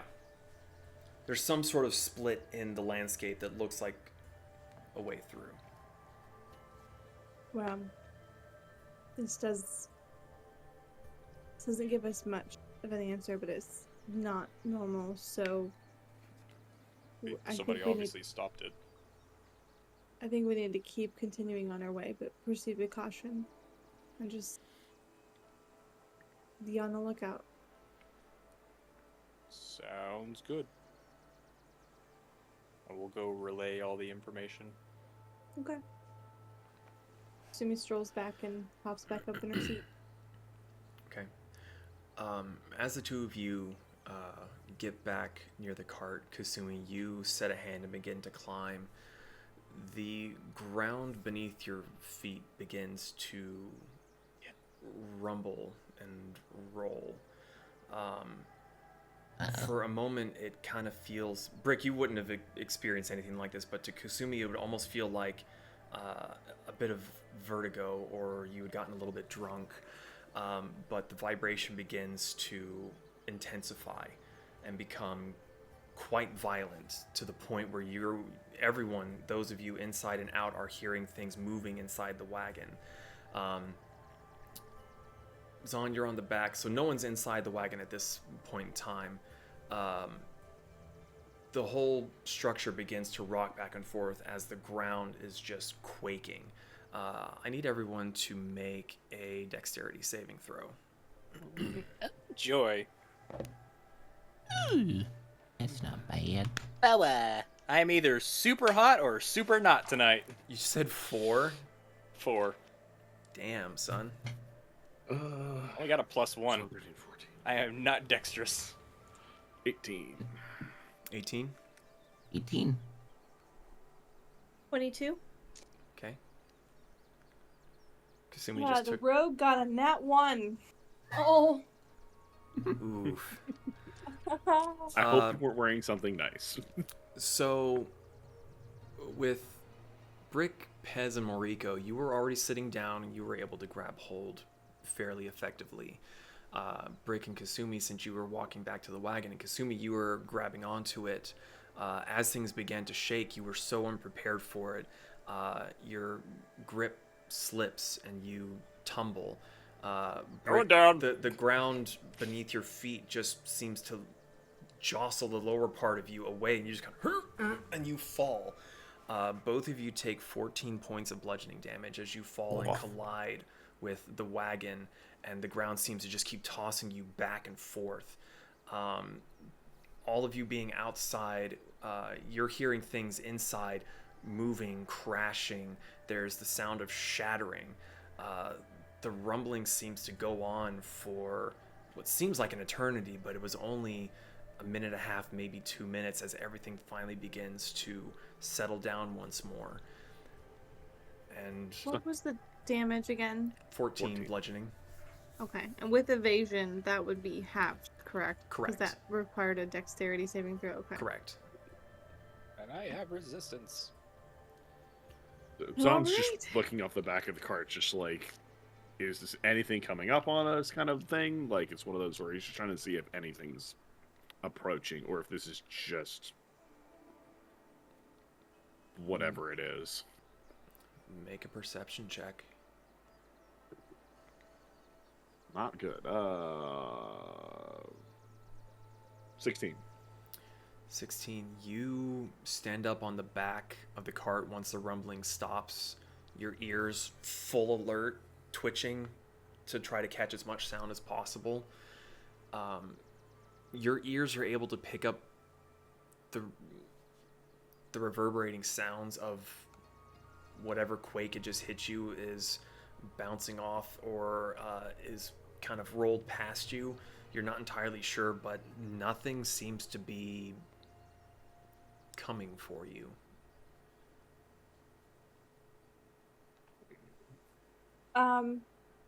Question. Mhm. Is Kasumi familiar of any mountains that have been deemed as volcanoes?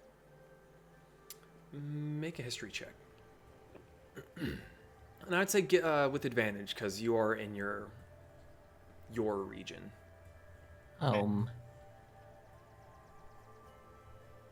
Not 20. Natural 20. There are no active volcanoes in the region. Okay. The closest you could think of is probably the Tempests Mountains in the I think it's the Ueko region. Shut up, dog. He's concerned about the earthquake. Yeah, the Ueko region. That Okay. was one of the regions you were theoretically going to have to go to, but you were lucky enough to find the creature with the crystals growing out of its back. Okay. The other mountain ranges on the Ayaran continent have long been dormant. Okay. And with your general knowledge of the area, there's no mountain nearby, period, that even if it was a volcano should have caused that kind of a tremor.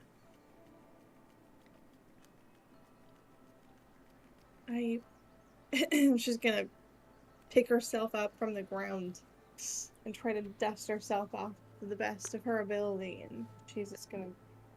I have no idea what that was about. Is stuff Anyone like else? that normal here? No. Is there some sort of like evidence left behind? Like like kind of how dirt gets kind of pushed up from like a mole? Is there any sort of like trail or? Make a perception check.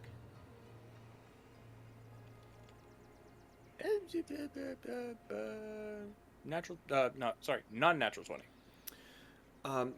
No trails much, but as you look around, your momentary footprints have been disturbed enough that it's almost like you hadn't even just walked away from the wagon. The ground just was trembling that much that all the dirt just kind of was it's like an etch-a-sketch. Everything just seemed to like shake your footprints away. So thinking of that, there could have been footprints here, but if some similar event had happened, it could have wiped it away. But there doesn't seem to be like a Bugs Bunny tunnel or anything. The road still looks like the road. The field seems like the fields had seemed from Mortar's perspective a few moments ago. With that perception check, looking around, there's no like, because you said the earth everything seems very dry. There's no like any cracks in the ground, are there? Not on the road that you can see. I mean, the road is very dry. There's a few cracks, but there's nothing like significant size.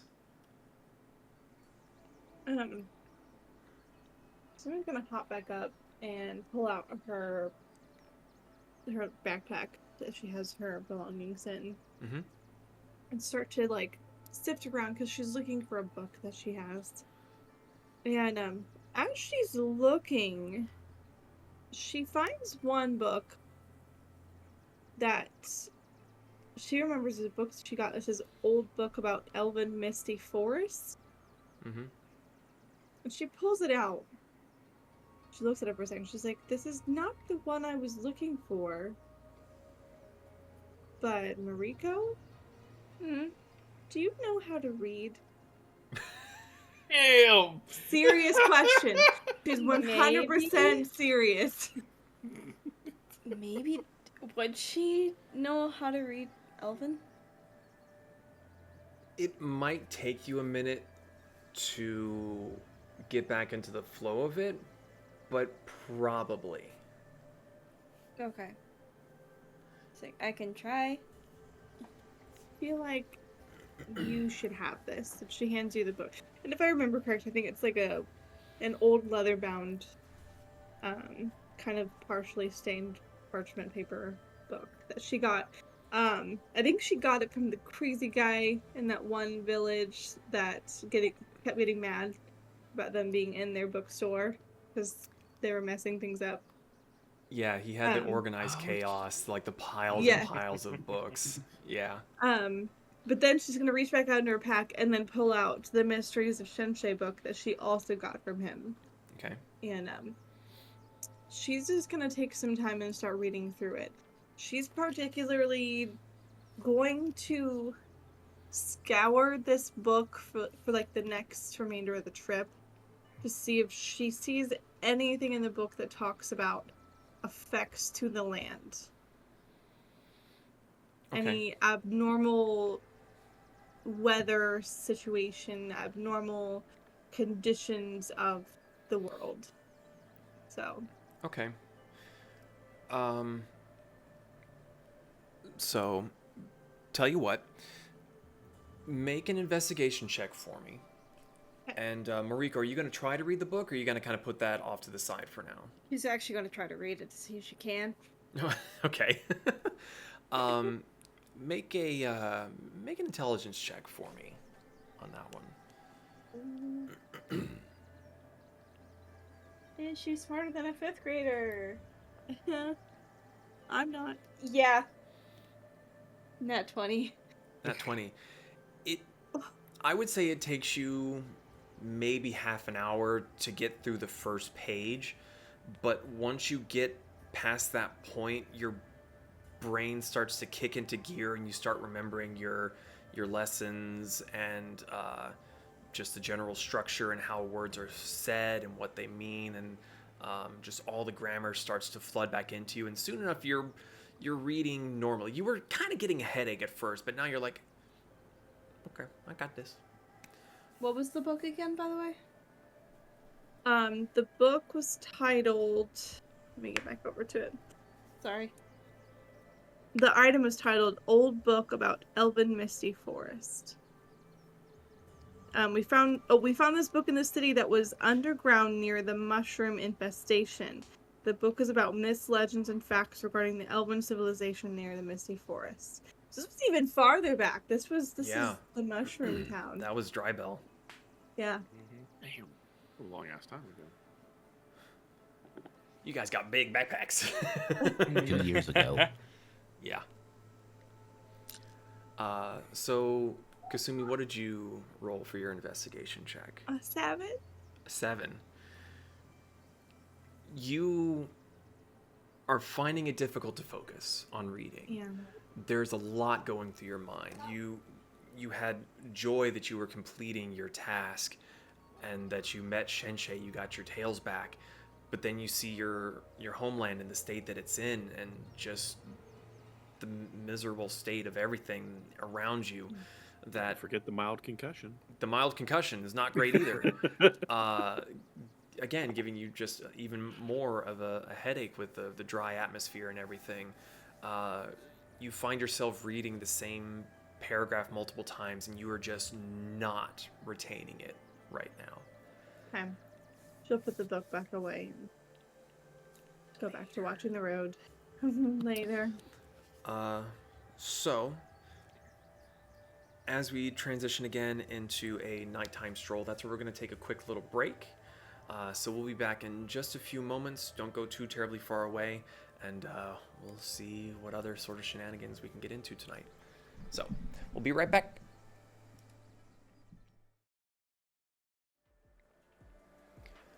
And we are back. So, last we left off but a moment ago, the Tempests literally had their world rocked by an earthquake that sent 2 of their number tumbling and harming themselves on the side of Cassie's sanctuary. So, as you set forth once again, let's see what we got. Okay. So, you travel along for the rest of the day, leaving the burnt remnants of the wagon behind, keeping a sharp ear and a sharp eye out. As the sun starts to set once more behind you, Zahn, your world gets a little bit brighter back there with the sun hitting you straight on. Ah. Let's see. It's still Kasumi, Pez, and Moriko in the front. As you're trundling along, I'm on the wrong thing. You see on the side of the road what looks to be a chest. Just sitting on the side of the road. Yes. Mm-hmm. Rick kind of pokes his head out from behind. That's suspicious, right? Very. After everything else we've seen, I don't know if I want to touch it. I'm gonna go poke it. No, poke it. Rick jumps off the wagon. Okay. Cassie, can you go back a little bit? Rick Just is in gonna case. follow Brick. Sure. And the wagon comes to a stop as Brick jumps off, and it just. Does she say boop? She may be. Rick takes out the silver dragon and pokes the chest. It eats it. You poke the chest. There's no reaction. I mean, you do poke it, but nothing happens. There How appears big to is be it? a fairly. It's a sizable chest. There is a padlock on the front of it, and judging by the buildup of dirt around it, it seems like it's been sitting there for a little while. I turn to Moriko. Don't suppose you have thieves' tools. You literally got me off of a mountain. Where would I get that? What even is that? I don't know if someone gave them to you. I don't know. Or What maybe you even bought is some. We that? were just in a city. She's just like, oh yeah, let me just get it right here. Rika's gonna look on the ground and try to pick up a decent sized rock. Mm-hmm. She's just gonna wang on the padlock. Whoa. Yeah, I got your thieves' tools right here. Sugar. We have technology. What do you got? Hold. Okay. Does anyone want to come down here with thieves' tools? You mean these? Kasumi picks them up and jingles them. I don't know how to use them. Well, that's good. She puts them back in her pack. I'm also All gonna right, pull out mine and jingle them. Does he have a blunt weapon? Most of his weapons, I feel like, are swords. Even So the I'm just rogue gonna poke one's his not head gonna out the do side it. of the wagon. Why don't you just ask them to come down and open the chest? But they didn't seem like they wanted to. You're right. I Hey. don't. So, mate, just go open the chest. Or I'm No. gonna pick the whole chest. Fine. How heavy is this chest? Do you I just- hop off the I back of pick the it up. wagon and you pick it up? It's heavy. Oh, I this don't might want actually the have something scary- good in it. It's heavy. I don't want the scary, weird chest on the side of the road. Well, you're either going to open it or I'm putting it in the cart. No. No. Okay. I'm gonna take. Let's get open the door. Cassie, gonna start take- moving. Start what? Cassie, start moving.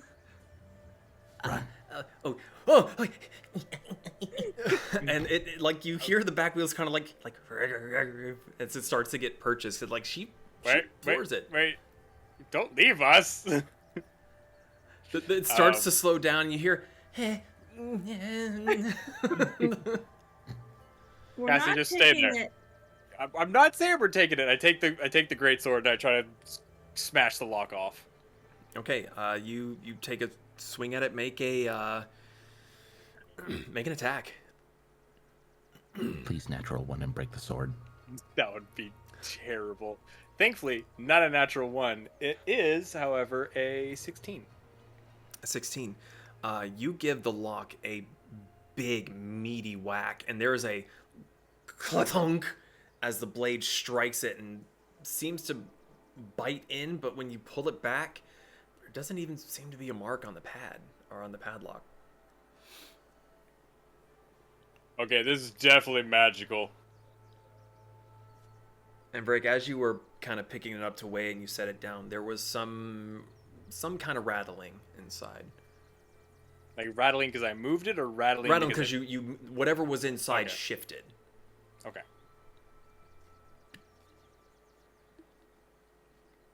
I just look at Zon.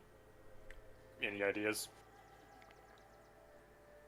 Kasumi, can one of you throw me your kits?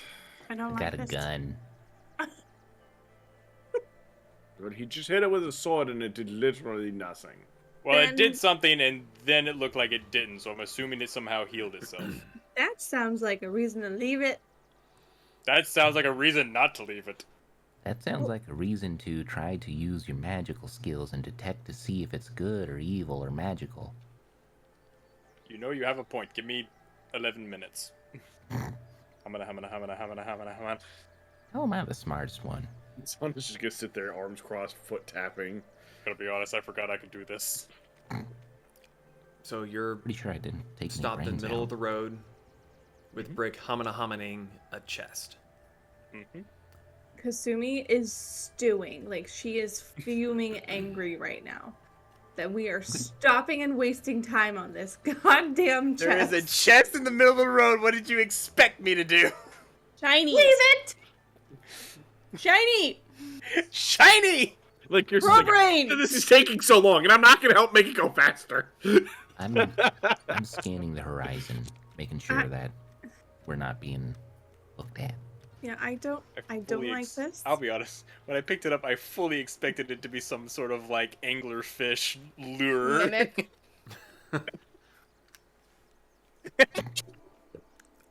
Hold, please. Oh god. Adding Fucking more SpongeBob all over again. Just Free ice making a cream, note kitties. for no reason. In the 10 minutes that pass,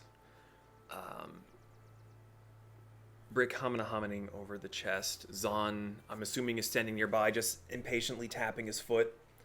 Kasumi is stewing up on the seat of the wagon. Moriko, what's your... Sorry, right as you... Horking down stuff, my bad.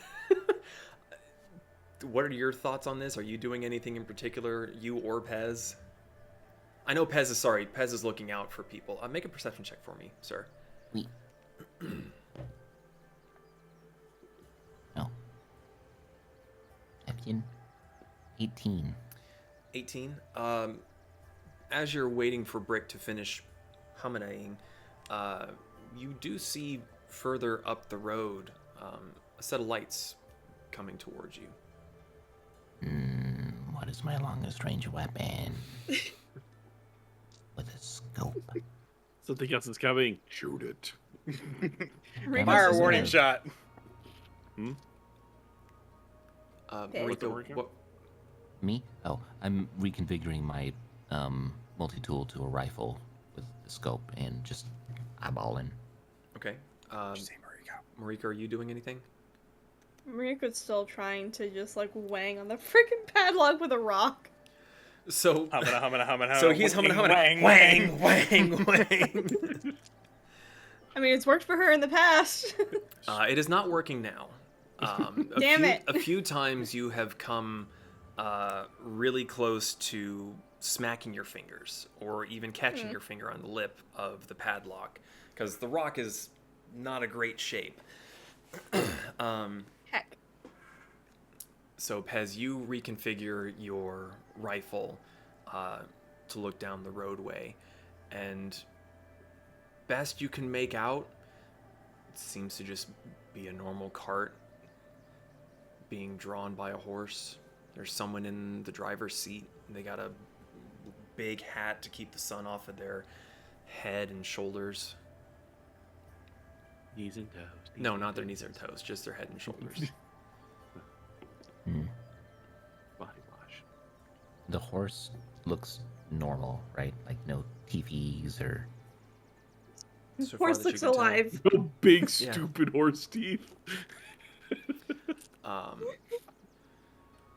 By the time Brick finishes casting his spell, let me double check things. How much health do they all lose? I mean, I'm still like 5-10 feet away, so God, I hope not that much. Radius of 30 feet. Instant fireball. Radioactive. Radioactive.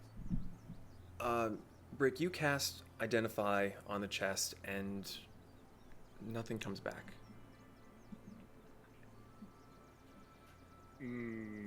Press X to doubt. Can we go now? We're either taking it with us. Or we're leaving you here. Got it. I think we're leaving them here, Pez. Mm-hmm. Moriko, come on. How could you say no to that face? What As I point could to you Moriko. possibly need? What do you need right now? You just got an entirely new Tiny. body, and she's like getting mad. You just got a new body. What else do you need? Whatever's in this chest. Rika's like, but I want the shiny. But we don't know that it's shiny. It could be a dead body for all we know, Moriko. To be fair, it doesn't smell like a dead body. DM doesn't smell like a dead body. This is not that big of a chest. I rest my case. People fold. I mean, he's not wrong. Title of the episode. I need to Bodies get to the city. Mm-hmm. And this box could hinder that. Uh-huh. Nothing in this box is more valuable than me getting to the city. Uh-huh, and I need to get home to see what's happening with my country lacking a god, yet I'm wasting time helping you all because I find it valuable to me. Okay. Because I like all of you. Look. Alright, before all this explodes into everyone ripping each other's eyes out, we have company coming in. 12 yes. Pretty Give me much a as down. soon as you say this, the cart is essentially on top of you, but it is kind of trundling off to the side and is kind of dipping its wheels into the grass on the side of not even being on the main, because you are kind of parked in the middle of it, and the wagon is pretty big. Person driving doesn't make eye contact. They just kind of keep their head down and they just go around and keep on going along their way. I'm gonna they don't gently reply. nudge Kasumi. Your language barrier. She's gonna glance over. Do they look like they belong to the area, like attire-wise? Their clothing looks appropriate. You take a peek over. Make a perception check for me. Those have been super great today. Well, maybe if you let them open the chest that I so purposely put in place there. No, because that's bait, okay? Mariko's just No. she's gonna hang her head and go back up to the seat because she doesn't like that she's upset Kasumi. 11. 11. Yeah, his attire seems appropriate. It's a little ramshackle, definitely working class or peasant type. The back of the wagon seems empty. There are what looks to be a few empty sacks in the back, just kind of bundled up. It's difficult to tell where he came from or what he was doing, but he's just going along his way. She's just gonna say greetings in her own language, and then she's gonna turn her attention back. There's no reply. It just keeps trundling along. Can we go? Rude. Rick is going to take his greatsword and try to jam it in between, because is the latch it's wooden? It's a wooden chest, right? Mm-hmm. Is there like a place where like the latch is bolted into the wood that he can jam it in between and try to pry, instead of prying the lock, pry the latch off of the wood? You can certainly try. I'm going for it. Okay. It is identify nothing. It did Nothing special about the chest. Okay. Apparently, I don't believe it. Okay. Make a strength check. Okay. That is going to be plus. Let's see, +4, so 22. 22. You jab the sword in. You feel like you've got pretty decent purchase, and you put your weight behind it. And it feels like you're making progress, and then the blade slips loose, and you just thunk it, your handle straight into the ground. And you look over, and it's perfectly flush. Look, y'all need to stop messing You all with the saw chest. that, right? Like, I was making progress. No, you weren't. You were gonna break your sword. The magic sword, it doesn't break. Bad. That's not necessarily Magic true, but... swords can break.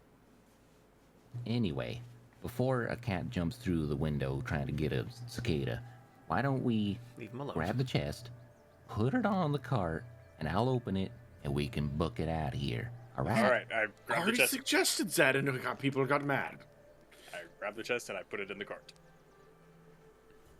I'm gonna look at Kasumi, look, they're idiots. Except for you, Moriko. This Mariko's is the still only just way. pouting with her head hanging. This is the only way that we can get them to cooperate. I'm just saying that clearly with the amount of dust, there's a reason that the chest is still sitting there. Hmm. And this is I- a traveled path. Many of people have seen the chest there, I'm sure. Yeah, I'm ready for whatever is in there to be evil. So I'm going to unlock it, toss a grenade, and close it, and make sure. I will invent grenades. Sorry, say that one more time, what you were doing? I was just coming up with a plan. He's not actually He's doing it. inventing Okay. a type of weapon. Anything to get this cart moving again. Yep. We're all on Um, board. Cassie, on the double. I'm going to slink back into the cart. He just slips back between the cushions and finds the one crack in the wall that he can wriggle inside. Cassie begins to move forward again, sensing the anger from Kasumi seems to be going just a little bit faster than before. But you all kind of, over the last day or so, kind of come to realize that Cassie can only go so quickly. And it's just a physical limitation of the spell, Cart's the big. ritual that had been done, the weight of the cart. So Pez, you slink back inside. What is everyone doing? Kasumi is up top, sulking, mad. Maybe not sulking, that's the wrong word. Kasumi's up top, mad. Moriko is sad. Yeah. Mad. The boys? I am just sitting by the chest. The chest is on the table, waiting for someone to open it. No, puts the chest close to the door just in case. Okay, I put the chest right in front of the door just in case I had to kick it out the door. There you go. Pez, please. All right. What do I roll for three? Do you, wow. English. Are you proficient with lockpicking tools or with thieves tools? Where would it say? Bottom left. Yes, I am. Okay. Roll a d20, add your dexterity, and add your proficiency. That's so much math. It's you add 2 numbers to one other number. 27. 27. You go into the lock. You start to pick it. You're making good progress. Then you feel like the pin slips somehow. You hear the clunk clunk clunk as the other pins reset themselves. Fuck. I look at the bunny. Yeah. Don't suppose that in your vast repertoire of spells, there's something that just magically opens locks.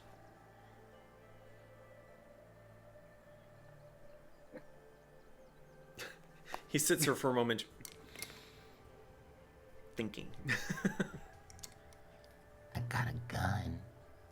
Is there? Never heard of this Kitchen before. gun. There are spells that unlock things. I don't know if it's in the cleric list. I'm not looking it up. It's not my character. I could remove curses. Ooh, I'm pretty sure I would have detected a curse. actually, At least I fucking hope. I hope I'm not losing my mojo again. can I don my anti-disguise goggles? See if there's something funky? You put your goggles on and you stare long and hard at it. You don't seem to notice anything. It seems like a regular chest.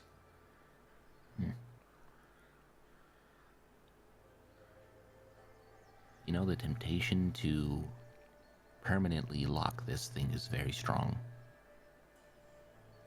With sovereign glue. We're trying to get it open. Brick, did your spell... Was that tell if it's cursed? It should. It should tell if there's any sort of... Let me double check. Let me check the exact wording. If it is a magic item or some other magic imbued object, you learn its properties and how to use them. You learn whether any spells are affecting the item and what they are. If the item was created by a spell, you learn which spell created it. Think that should cover all the bases.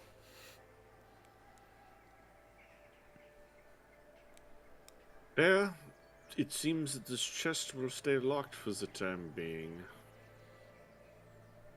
Maybe we can find someone that can open it. Is it a pretty chest? DM? How pretty Seems is the chest? it seems very well kept. It's a little dusty from being on the side of the road, but it was definitely made more upscale than just some random chest that you would find in any other location. Like, this seems like something you would see in, to use Pez's words, a super mayor's house or some such. Well, maybe... And we can Pez find was a- making progress on the lock, just something seemed to slip, and he lost his progress. I look at Pez. Do you want to try again? I can, but if my thieves' tools break, you're buying new ones.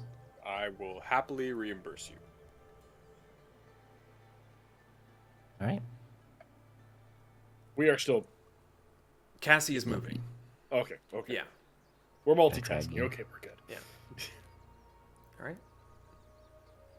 What am I rolling Another- again? D20, add your dexterity and your proficiency. Dex and proficiency. Fucking hell. That was another 19, so 27. 27. You go back in. You're working the tumbler. You've got pressure on the... I was just thinking of the word. Lost it. You're going through. You're feeling everything feels just right. You hear that final clink, and the padlock drops. All right, Cassie, please open the door. Okay. Alrighty, now. If you open it, it's bad. Door. Gingerly open the chest. Gingerly pulls out gun. Gingerly cocks the hammer. You slowly open the chest to peer inside, and there is a second locked chest. Oh, son of a fucking course. bitch! Does the padlock look eerily similar to the first? It's a little smaller and maybe a bit I mean, thinner. but other than that... Seems like another locked chest. Well, Pez, seems there's one more. It seems there is. Casting my memory back, does this seem appropriate for the type of rattle that I heard?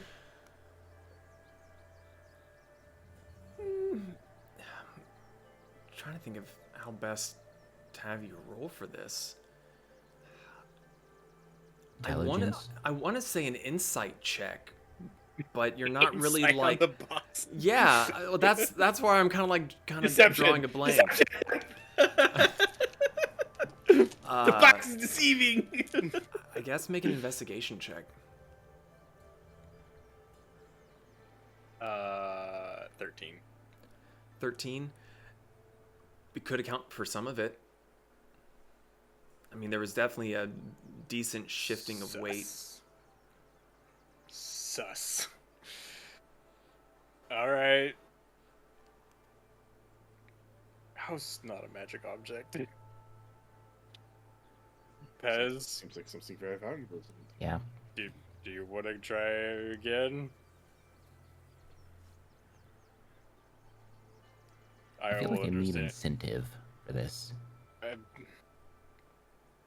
I'll let you shoot the judge. No. Oh. Zod puts 10 gold on the floor. Oh, Fair. all right. I have incentive. Didn't think I that can would work. get more encumbered. Perfectly fine. So you're attempting to pick the second lock? Yep. Okay. Look how angry she is. Look We're at her. moving. Hey, there's that natural 20. 28. 28. So you once more go to pick the lock. You've brushed up on your skills now, your third attempt. You go through, you are a bit quicker this time. You tink, tink, tink, tink, click. The fucking box. The padlock falls open. I don't even gingerly do it this time. I just flip open the damn chest. You I swear to flip God, if open, there's another chest in that fucking box, There's gotta be one. I swear to fucking God, I will come downstairs. you flip open the second chest, and a small flurry of white pops out of it. Congratulations! Little tiny paws sit or grab hold of the inner chest, and a little white slender head shakes, and a small shit-eating grin of what looks to be a small white ferret grins at all of you. That was delicious. Thank you.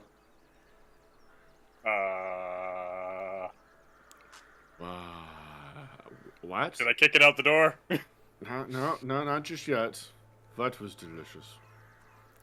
Oh, your frustration was Delectable, and you see him kind of like stretching and kind of just working his arms, and like he's just a little small little guy, but he's just kind of looking around at all of you. 50-50. I feel like we should not have this creature on this card. Quick question. Are you a fae? Rude. It pauses for a moment and tilts its head. Maybe. So the answer to that question is yes. Kick it. No. okay? well, it might be something from Kasumi's dimension. Snowy, this is Ferret here. Hey, Moriko, we found a fluffy animal. No response. So no response from Kasumi. Nope. Moriko, the front door is open, so their voices carry out to you. Moriko is concerned, and considering how big mad Kasumi is, she's going to go inside to make sure the boys are not in danger. So, hi. What's your name? Oops, sorry, wrong button. He kind of looks around at you all. I am Kumo. It has been a really long time since anyone has been by to feed me. So, Why were you locked in chests? I was not locked in the chest. I would beg to differ. You were locked in 2 chests. And the frustration you all exuded as you tried to get in was so good. Okay, so what creature are you if you feed on frustration? Well, I'm a chest weasel. Wait, out of character, Ketsuko, what the fuck? So you okay? Question. Do you actually control the chest so you could have made it to where we had to keep trying? Yes. Fucking... Okay, Well, in Brick, that case, thank you for not egging us on after you were satisfied. It was really good. Okay. I haven't... And he kind of like leans back and he's like, I haven't felt that full in a long time. I think one person is particularly feeling, you know... Zan looks up where Kasumi would be sitting. Yes. So, You grant wishes? yeah, like, what's your deal? Is that all you do? We rub your You belly. You just sit around frustrating people to get fed? Is And then you go back to sleep. yeah, like how do you work, man? I'm talking, the DM's writing something down and I'm really worried. no, that might just be the episode title. So, do you grant wishes? God. No, but I do reward those who sufficiently fill me up. Because I feel bad. I feel bad that people have to get frustrated. But let me make it up to you. Barrett's gotta eat. And he turns around and he just starts like dog scooping just coins from the center of the chest, and it's just spilling all over the floor. A pair of boots get thrown over his shoulder, a small little hat, and it looks like one ring gets tossed out as well amongst looks to be like a golden locket. Moriko, as you're coming down, you're just hearing this clattering of sound, and you look over and you see this little white butt and a tail, and stuff is just being flung out of this chest. And yeah, like that, like a dog digging in the sand. And after like a minute or so of just scooping stuff out, it stops, turns around, shakes its head again, and looks at you all. That do? Thank You're you. adorable. Thanks. Moriko, this is the chest weasel. Umo. Yes, Kumo. Zan was just so flabbergasted about what's happening, he has forgotten to hear everything the fucking weasel He looks said. towards you, Moriko, and goes, "Thank you. The rock. No one's used a rock in a long time." That's how I usually open chests. I'm sorry if that hurt. Oh, it didn't hurt at all. Okay. I am not the chest. I am me. And he kind of does like a little. So do we just close you back up and let you go? Are you satisfied? And he kind of like No. points his paw That's- over to the pile of stuff. That's fine. That's This is- that's cool. It's just, I don't... I'm not Yes, sir. satisfied. Wait, why? I mean, well, to be fair, you were the one who opened it. Something that would satisfy me is telling us where you came from.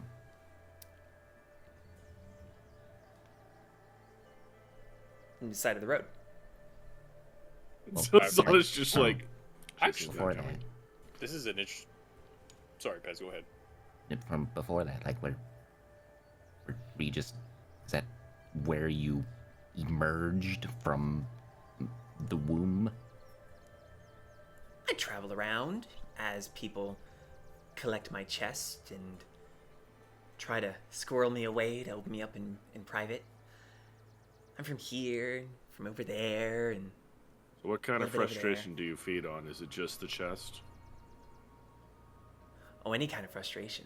He kind of Zan looks grabs towards the you, weasel. Pez, the swearing, and then to Moriko, The aggression. and then to you, Brick. The physicality. Yeah. Zan grabs the weasel. Whoop. And it pops out of your hands back into the chest, and a little poof of white and back in again. Well, seems my time here is done. Things No, are becoming a little bit wait, too wait, violent. wait. You stop. I have one question, because this is actually a rare opportunity for us. We're very sorry about him. I wasn't gonna do anything bad. It's actually gonna be nice. I've heard that lie before. No, I have a feeling that you won't have to eat for like a month after I'm done with you. That sounds aggressive. Moriko's gonna try to ease the tension in wild shape into as close to a ferret as him as she can. Listen, I usually just eat and go. Okay, fine. Zon grabs the chest, doesn't let it move, and then his surface emotions kind of melt as he just ponders on everything that's kind of happened to him, the possible family that he has, the responsibility, the country that he's kind of not in right now that's lacking a god. Kumo kind of sits there for a moment, looking at Zon. Are we having a staring contest? I guess it's not working. Oh well, I tried. Rick. Quick question before you go. Not trying to keep you. Well, actually, 2 questions. Would you like to be dropped off anywhere? He kind of like scurries to the side of the chest and looks out the open door.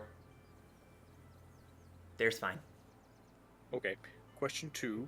Obviously, you've been here a while. Something really weird's going on with the area. We were wondering if you had any insight or have seen or heard anything that might tell us what the fuck. No. He shuts the lid on the chest. And as the lid shuts, it seems to just sort of fade away. Okay, bye. Hope you find some more frustration. I was really hoping to permanently lock that chest. I mean, he would have gotten a lot of good frustration from that. Oh, Zon looks at the floor. Moriko Gonna is need to ferret count that. excluded on the gold. Yeah, I'm going to need to count that, Moriko, so, So, was there anything else besides the boots, the ring, and the hat? There was a gold locket, Gold pocket. Okay. a pair of engraved bone dice, and a shitload of coins. Locket. I love how quickly you guys got AIR'd up for that. I would like to go ahead and start casting detect magic on everything, just to see. The boots, the hat, and the ring are magical. Everything else seems to be mundane. Boots, the hat, and the ring. Okay. Sorry, not. Yeah. Identify. Oh. Do I have identify? I don't. Well, I mean, you cast it on the chest earlier. Did you lie to me? Yes. No, I did not identify. Sorry. So Brick I don't have detect magic. I was casting identify on and everything. Sorry, Oh, that's where okay. that's where my words got wrong. How dare you? So Brick spends the next 30 minutes working on identifying these items. Zon, counting. You start counting. It's going to take you a while. He was really shoveling out a lot of coins. And it's Just making sure he's moving coins around Moriko, so the pile. Yeah, you're Moriko's using trying to like take a coin. you're like trying to use Moriko to like quadrant off the colors. So you got like copper here, silver there, gold there, platinum there, and You know, very useful every now as and a then Moriko's separator. just like, Bad ferret. my coin. Hit that in. It's gonna take you a long time to count these. There's a lot of coins, probably longer than it'll take Brick to identify all of these items. Brick, are you ready to write down? Yeah. Okay, so as that's happening, Pez, are you doing anything in particular? 'Cause I'm assuming Kasumi, you're still up there brooding. Yeah. I'm going to leave the loot to them. I'm going to wiggle my way back up through the couch cushions. Okay. Found a hole in the floor. I really kind of want to have like a little tunnel system that Pez can use for that. That'd be so funny. Just lifts up the cushion. There's a slide. Eventually, Pez, you are able to get back up and sit with Kasumi. Are you saying anything? And I'm just gonna sit with her, and just be on the lookout. Okay. It is starting to become dark. Cassie has her instructions to keep on trundling throughout the night. Brick, you have boots of elven kind, a hat of disguise, and a ring of warmth.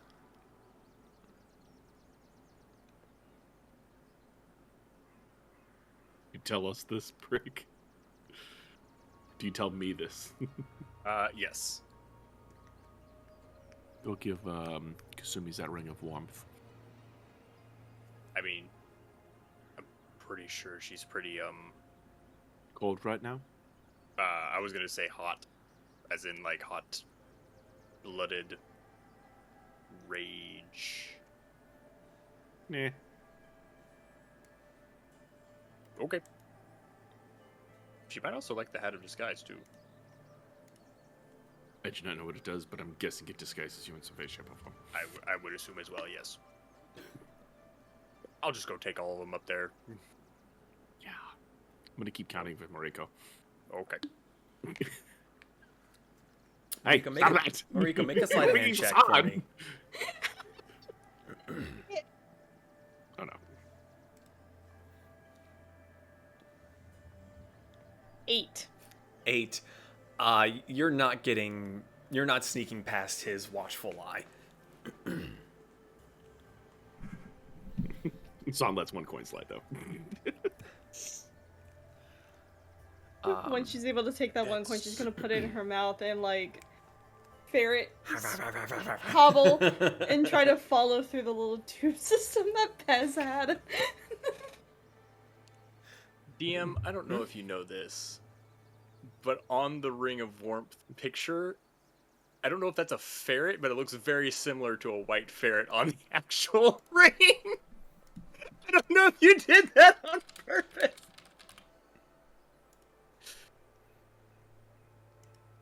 Huh. No, I didn't. That's funny. Nope, total accident. That's amazing. But yeah, I go up to the top. Magic items in my hands. We got magic items. I thought you found a furry thing. The furry thing gave us magic items. And you trust the furry thing in the chest? Less trust, more... Okay, maybe trust. I mean, it said it had a good meal. Where is the furry thing? Oh, it left.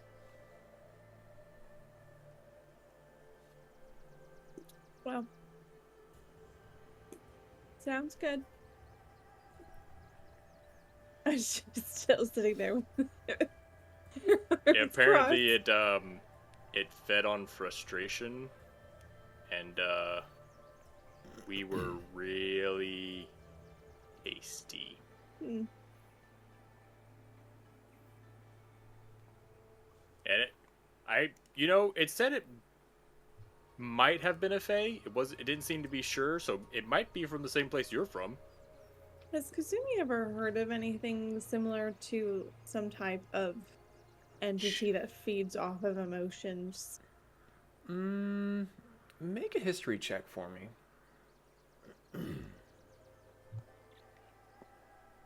Tempted to make you do it at disadvantage because you're so mad, but we'll go with the flat roll.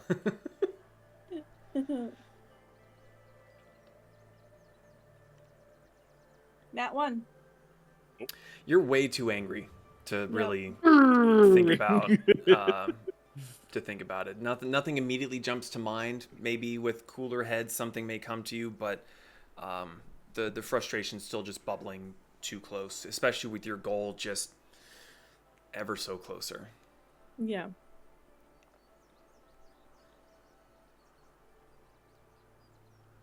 I have no idea what that thing was, nor do I have the time or patience to try to figure out what it was. Okay.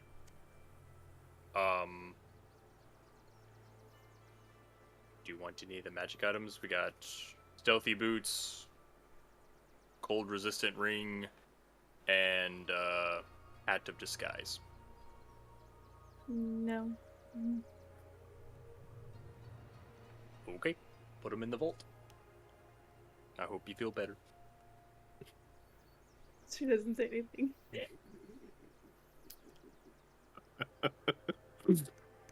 So, with the tensions growing in the wagon, and night begins to encroach. What's the plan? Are people taking watches? Soon we'll take second watch again. Yep, same plan as last time, for me. I'll take third again. Zon, Brick? I did roll second this time, so. Who's where now? Pez is first watch, Kasumi and Zon are second, Moriko is third. I will take third. Okay. Alright. So, Pez is up in the front seat, helping to direct Cassie with his special night vision eyes. Special. He activates his headlamps, and Kasumi, are you fox form sleeping on the bench again? Okay. Yep. Everyone else, where are you staying for the night? Bed. The bed? Zon, are you going to the bay windows? Yeah. Okay. And Brick? Big chair. Brick will be up on top again. In the turret? Just around the top, yeah. Okay. Alright. So Pez, make a perception check for me. And if there's anything you wanted to do for the night. There is nothing I want to do.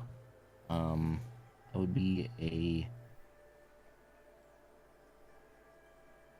There's a lot of math going on right there.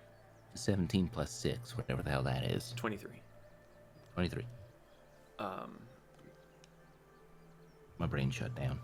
Yeah, I know. It's getting late. We'll wrap up here in just a little bit. You keep a sharp eye out. Especially with the odd things that have been going on. The earthquake, the burnt out wagon, the weird little chest weasel. Things are definitely not as they seem. But you hear far off in the distance the sound of carrion crows. There's squawking.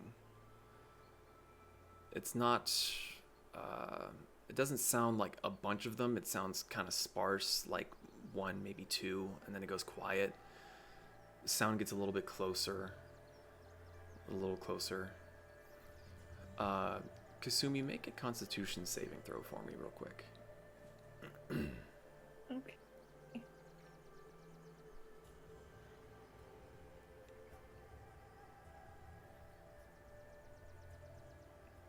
That'd be a 5. A 5. It takes a minute for Pez to really realize, because his nose is not... Oh, what's the word? Not as sensitive to foul scents as yours would be. The stench that reaches your nostrils is enough to wake you up. It is... The smell is absolutely horrific. And you waking up and kind of doing that little canine sneeze to kind of like clear your sinuses out. Once Kasumi wakes up, Pez, is when you kind of start to realize that you're smelling that same smell. It takes a little bit longer for it to reach Moriko and Zon. But I would say within the next 15-20 minutes or so, you guys are likewise woken up by the stench. Can I cast Speak with Animals? No, Brick, you don't have a nose. Yeah, I was about to say, so No, you're just zooted. Cool. Say again, Zooted and Pez? booted. Sorry? Speak with animals so I can try to listen out what those squawks are. Okay. You cast Speak with Animals, and the squawking is distant and a little hard to really hear what's being said. But you hear the vague sounds of, No, mine. Go away. Ha. just kind of nonsensical noises. And they're so sparse and random that it's hard to really... There doesn't seem to be a conversation going on. It seems either territorial or just jostling for position of some sort. What was your perception again? It was like crazy high, wasn't it? 23. 23. You keep riding forward, and off to your left, in the nearby field, it seems like some of the grasses there have been mushed down, and you see dark lumps. And Kasumi, since I've forced you awake, if you want to make a perception check, you can as well. Well, we'll see if we can roll any We'll better see. today. Nope. That is a 7. A 7. Can I give her advantage? I mean, if you want to point in the direction that you're starting to, so you're beginning to see dark shapes on the ground. At first glance, they look to be creatures that have laid down for the evening, but you're starting to see the birds hopping around, and as you're getting just a little bit closer, you're seeing what looks like bones protruding. If you want to point it out to Kasumi, we can give her advantage and see if she's able to make it out, or if she's just going full like onion squinty mode. I'm given advantage. Okay. That smell that's so bad it burns your eyeballs. Nope, that was not. That was worse. The smell is really bad. You can kind of see what he's pointing at, but it's making you want to involuntarily yak. The zombie T-Rex was a delight by comparison. Oh. Oh, Jesus. You said we're all woken up by this? Yeah, by this point, you all would have been woken up by the smell. Is there a window on the side of the cart that the smell's coming from? The windows are mostly closed. It's just pervading into No, the no, no, wagon. that I get. Is there a window that I can open? On the side Oh, of yeah, the yeah, cart? yeah. There's on the left side of the wagon, there's the one by the wash tub. The bay windows, a few of them can be opened, and on the driving side, there's a few there, or on the passenger side, there's a few that can be opened around the door area. Right. So I cast light on his hand and shoves his hand outside one of the bay windows and shoves his head out as well. 40 feet of light, bitches. Could have used green flame blade. Moriko is covering her map as she goes back outside to join Paz and Kasumi. What is that stench? Pinky. I don't know. It's over there, as I point to give other people advantage. It's burning my eyeballs. We got 40 feet of light. If that doesn't spot it, then yeah. With Zahn shoving his hand out the window and just go, light. Ooh. Hey, dancing lights. 120 feet. That's what you're casting? Yeah. It almost smells like a bug that'll stink internally. Yeah, I was supposed to say. Crunchy. So as Zahn's hand comes out the window with his light aglow, Pez goes and throws out some dancing lights that direction. The sudden light startles the crows. They're squawking and they're flying off. The scene is unlike anything you have seen before.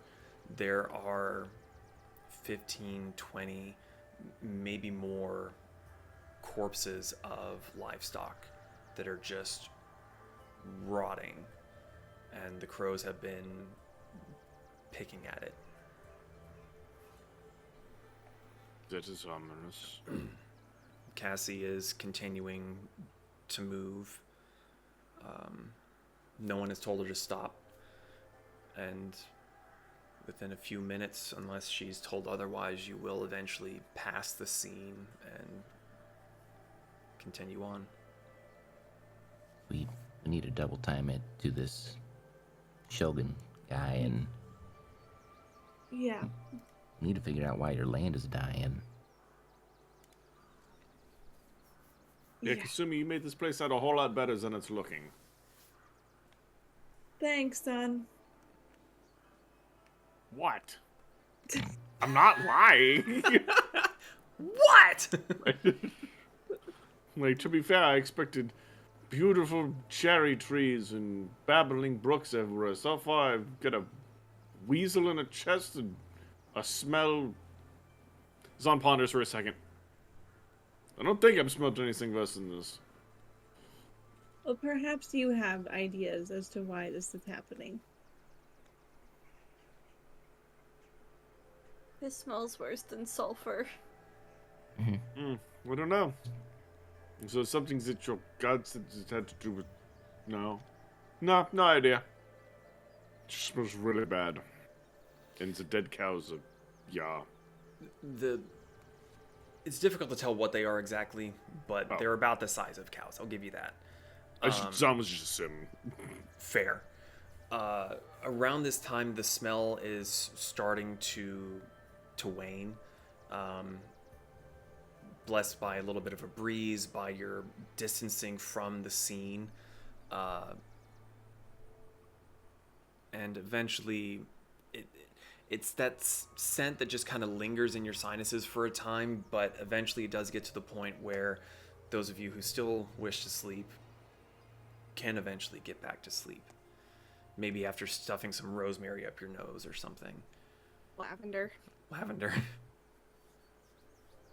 Zon just holds some of his incense under his nose.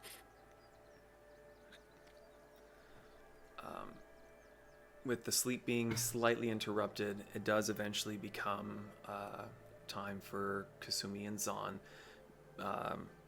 The two of you may be getting another hour or two of sleep after passing by this scene. Zon Okay. is going... Sorry, go ahead. Well, I was just gonna say that's fine. She'll still wake up and do her watch. Okay. Yep, Zon will sit in the bay windows this time, doing the same thing he did before. But now there's a laser light show coming out of the windows. So, Pez, are you sleeping up on the bench again? Yes, with my guns crossing my body. Okay. Kasumi, Zon, make perception checks for me. Oh, goody! I'm doing so good at those. 24. Okay. 10. 10. Jesus. I haven't rolled above a 10 in like Don't you have the a last. reliable talent or something like that? Not for perception. Yeah, fair. You need to do a dice cleansing, is what you need to I've do. used 5 different dice. Sacrifice all of them to the dice gods and buy new. No, there's something that doesn't want me to see shit on this journey. Well, no, actually, you probably didn't see literal shit because of it.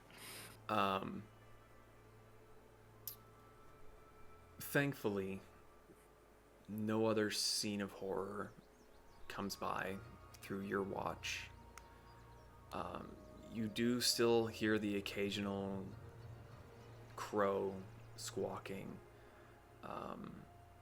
They're fairly distant, they're not terribly close, but there seems to be maybe just a few more sounds of nature around here, maybe because of the food that's nearby. Is there anything the two of you want to do during your watch?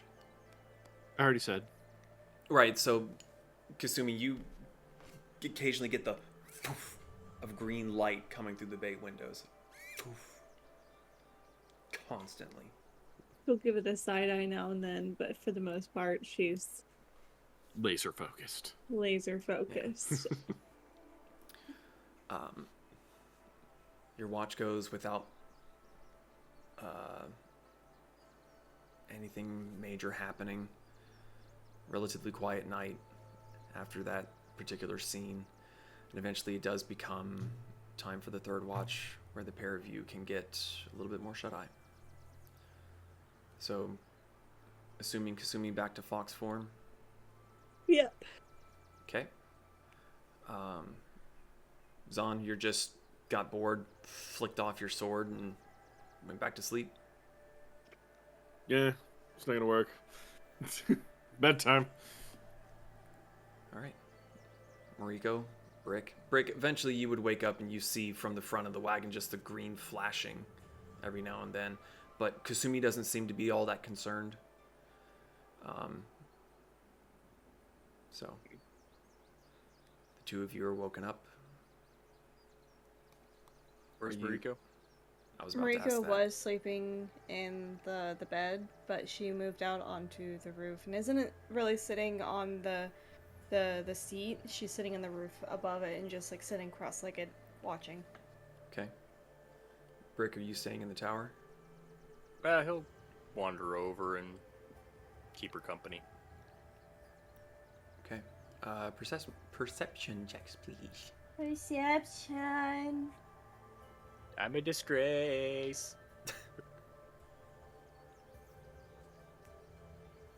Oh, wait. Uh-oh. I'm doing it with mortar. Did since your it's dice nighttime. finally fail you? No? It's a natural 20. Natural 20 plus 10 equals 30. Whoa. Plus 10? Jesus. That's where all my luck went today. Oh. How do you have a plus 10? I am very alert to my I am surroundings. very perceptive. Hey, Brick, what'd you I got a 19. No, sorry, 18. get? 18. Is there anything the two of you want to do during your watch?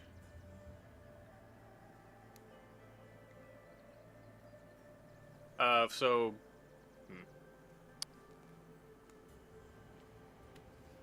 how does it feel? Your second country now? No, technically this is my third country that I've been in. Are you counting your homeland? Yeah, that's Oh, a country, isn't it?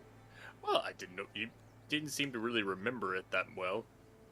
Just because I don't really remember it well doesn't mean I wasn't there. Touche. How does it feel being in your third country?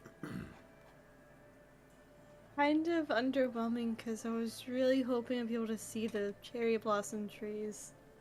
Because that's one of the Yeah. few things I remember as a child really wanting to see.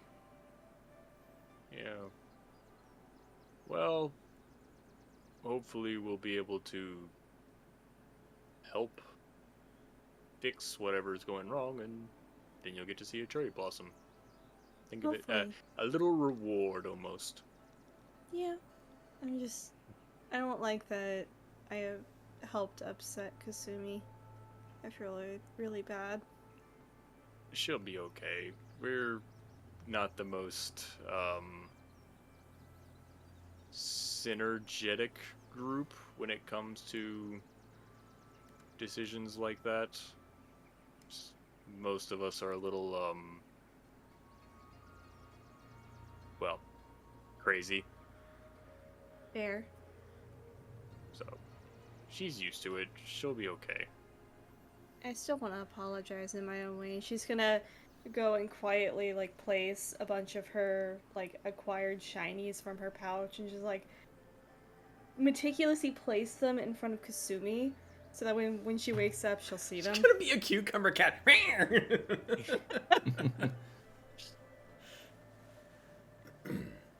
Kasumi is only upset because she cares. She cares about her home and she cares about keeping us safe. It's just unfortunate that the rest of us have less self-preservation instincts than she would like. No, I have self-preservation instincts. Otherwise, I wouldn't have been alive for as long as I have been. Which I'm feeling is a very long time for other races, but probably not a very long time for an elf. Well, I lost track. yeah, you don't really know how long you were on the islands, do you? No, time is an enigma. The construct. I should know. I am one too. I mean, I know most races usually don't make it past 100 or 200 on the average, so I don't know. you look pretty young to me, so maybe it was only 30, 40. Mm. Well, I could also be altered by the pure elemental state of the Pedal Mountains for however long I was there. That is also a possibility. That's why I turned pink, I think. I would venture to guess, yes. You know, what's really interesting is we have no clue how long I'm gonna last. Well, considering when I met you, you were having to get your battery or whatever fixed. I think it depends on how long your cores last. That's fair. And the whole reason I had to replace the battery was because originally I wasn't even supposed to... Well, I was more of a prototype. I wasn't even really supposed to work that well. Apparently it was a bit of a... accident. Sometimes accidents come with the best rewards. I'll drink to that.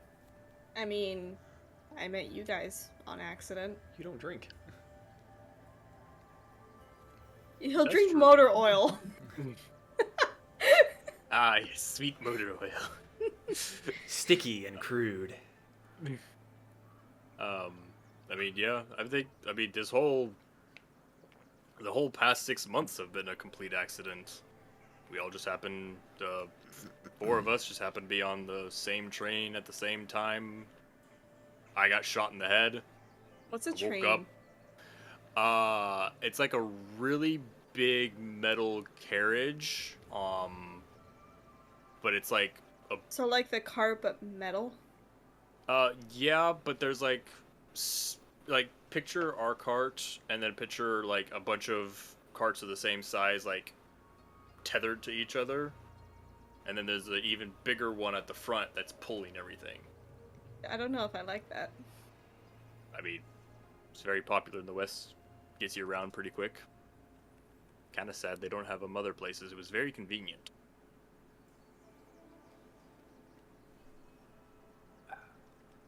I wouldn't Not very know. mobile though.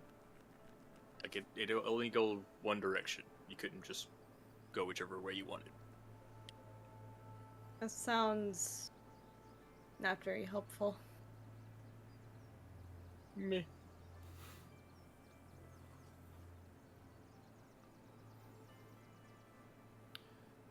All right. You continue on with your watch. The sun begins to rise. The light, or the sky beginning to turn a bit lighter. Some pretty blues, pinks. And as you all begin to come back to consciousness from your rough night, Brick and Moriko, you are the first to see just slightly to the side of the road as you come over the hill, you see a group of men standing in a sort of semicircle and seem to be looking away from you. It's a little bit difficult to see what they're looking at. But as the cart gets closer and closer, with your higher vantage point, you're able to see that they are all gathered around a massive hole in the ground. And that's where we're going to end for tonight. So, thank you all so much for watching. Any closing questions, comments, concerns, announcements that sprang to mind? Holy moly. big hole. That's a big ass hole. I wonder if I can find that video. Barrett was good. Good job. All right. So again, thank you all for joining us tonight, or thank you for listening. Thank you for watching if you're seeing this in the future. We hope you enjoyed. We will be back for Tales of Archeron in 2 weeks. If you want to catch us live on Twitch, you can find us at twitch.tv/fools&flagons. The link should be down below in the description if you're listening to this podcast form, or if you found us on YouTube.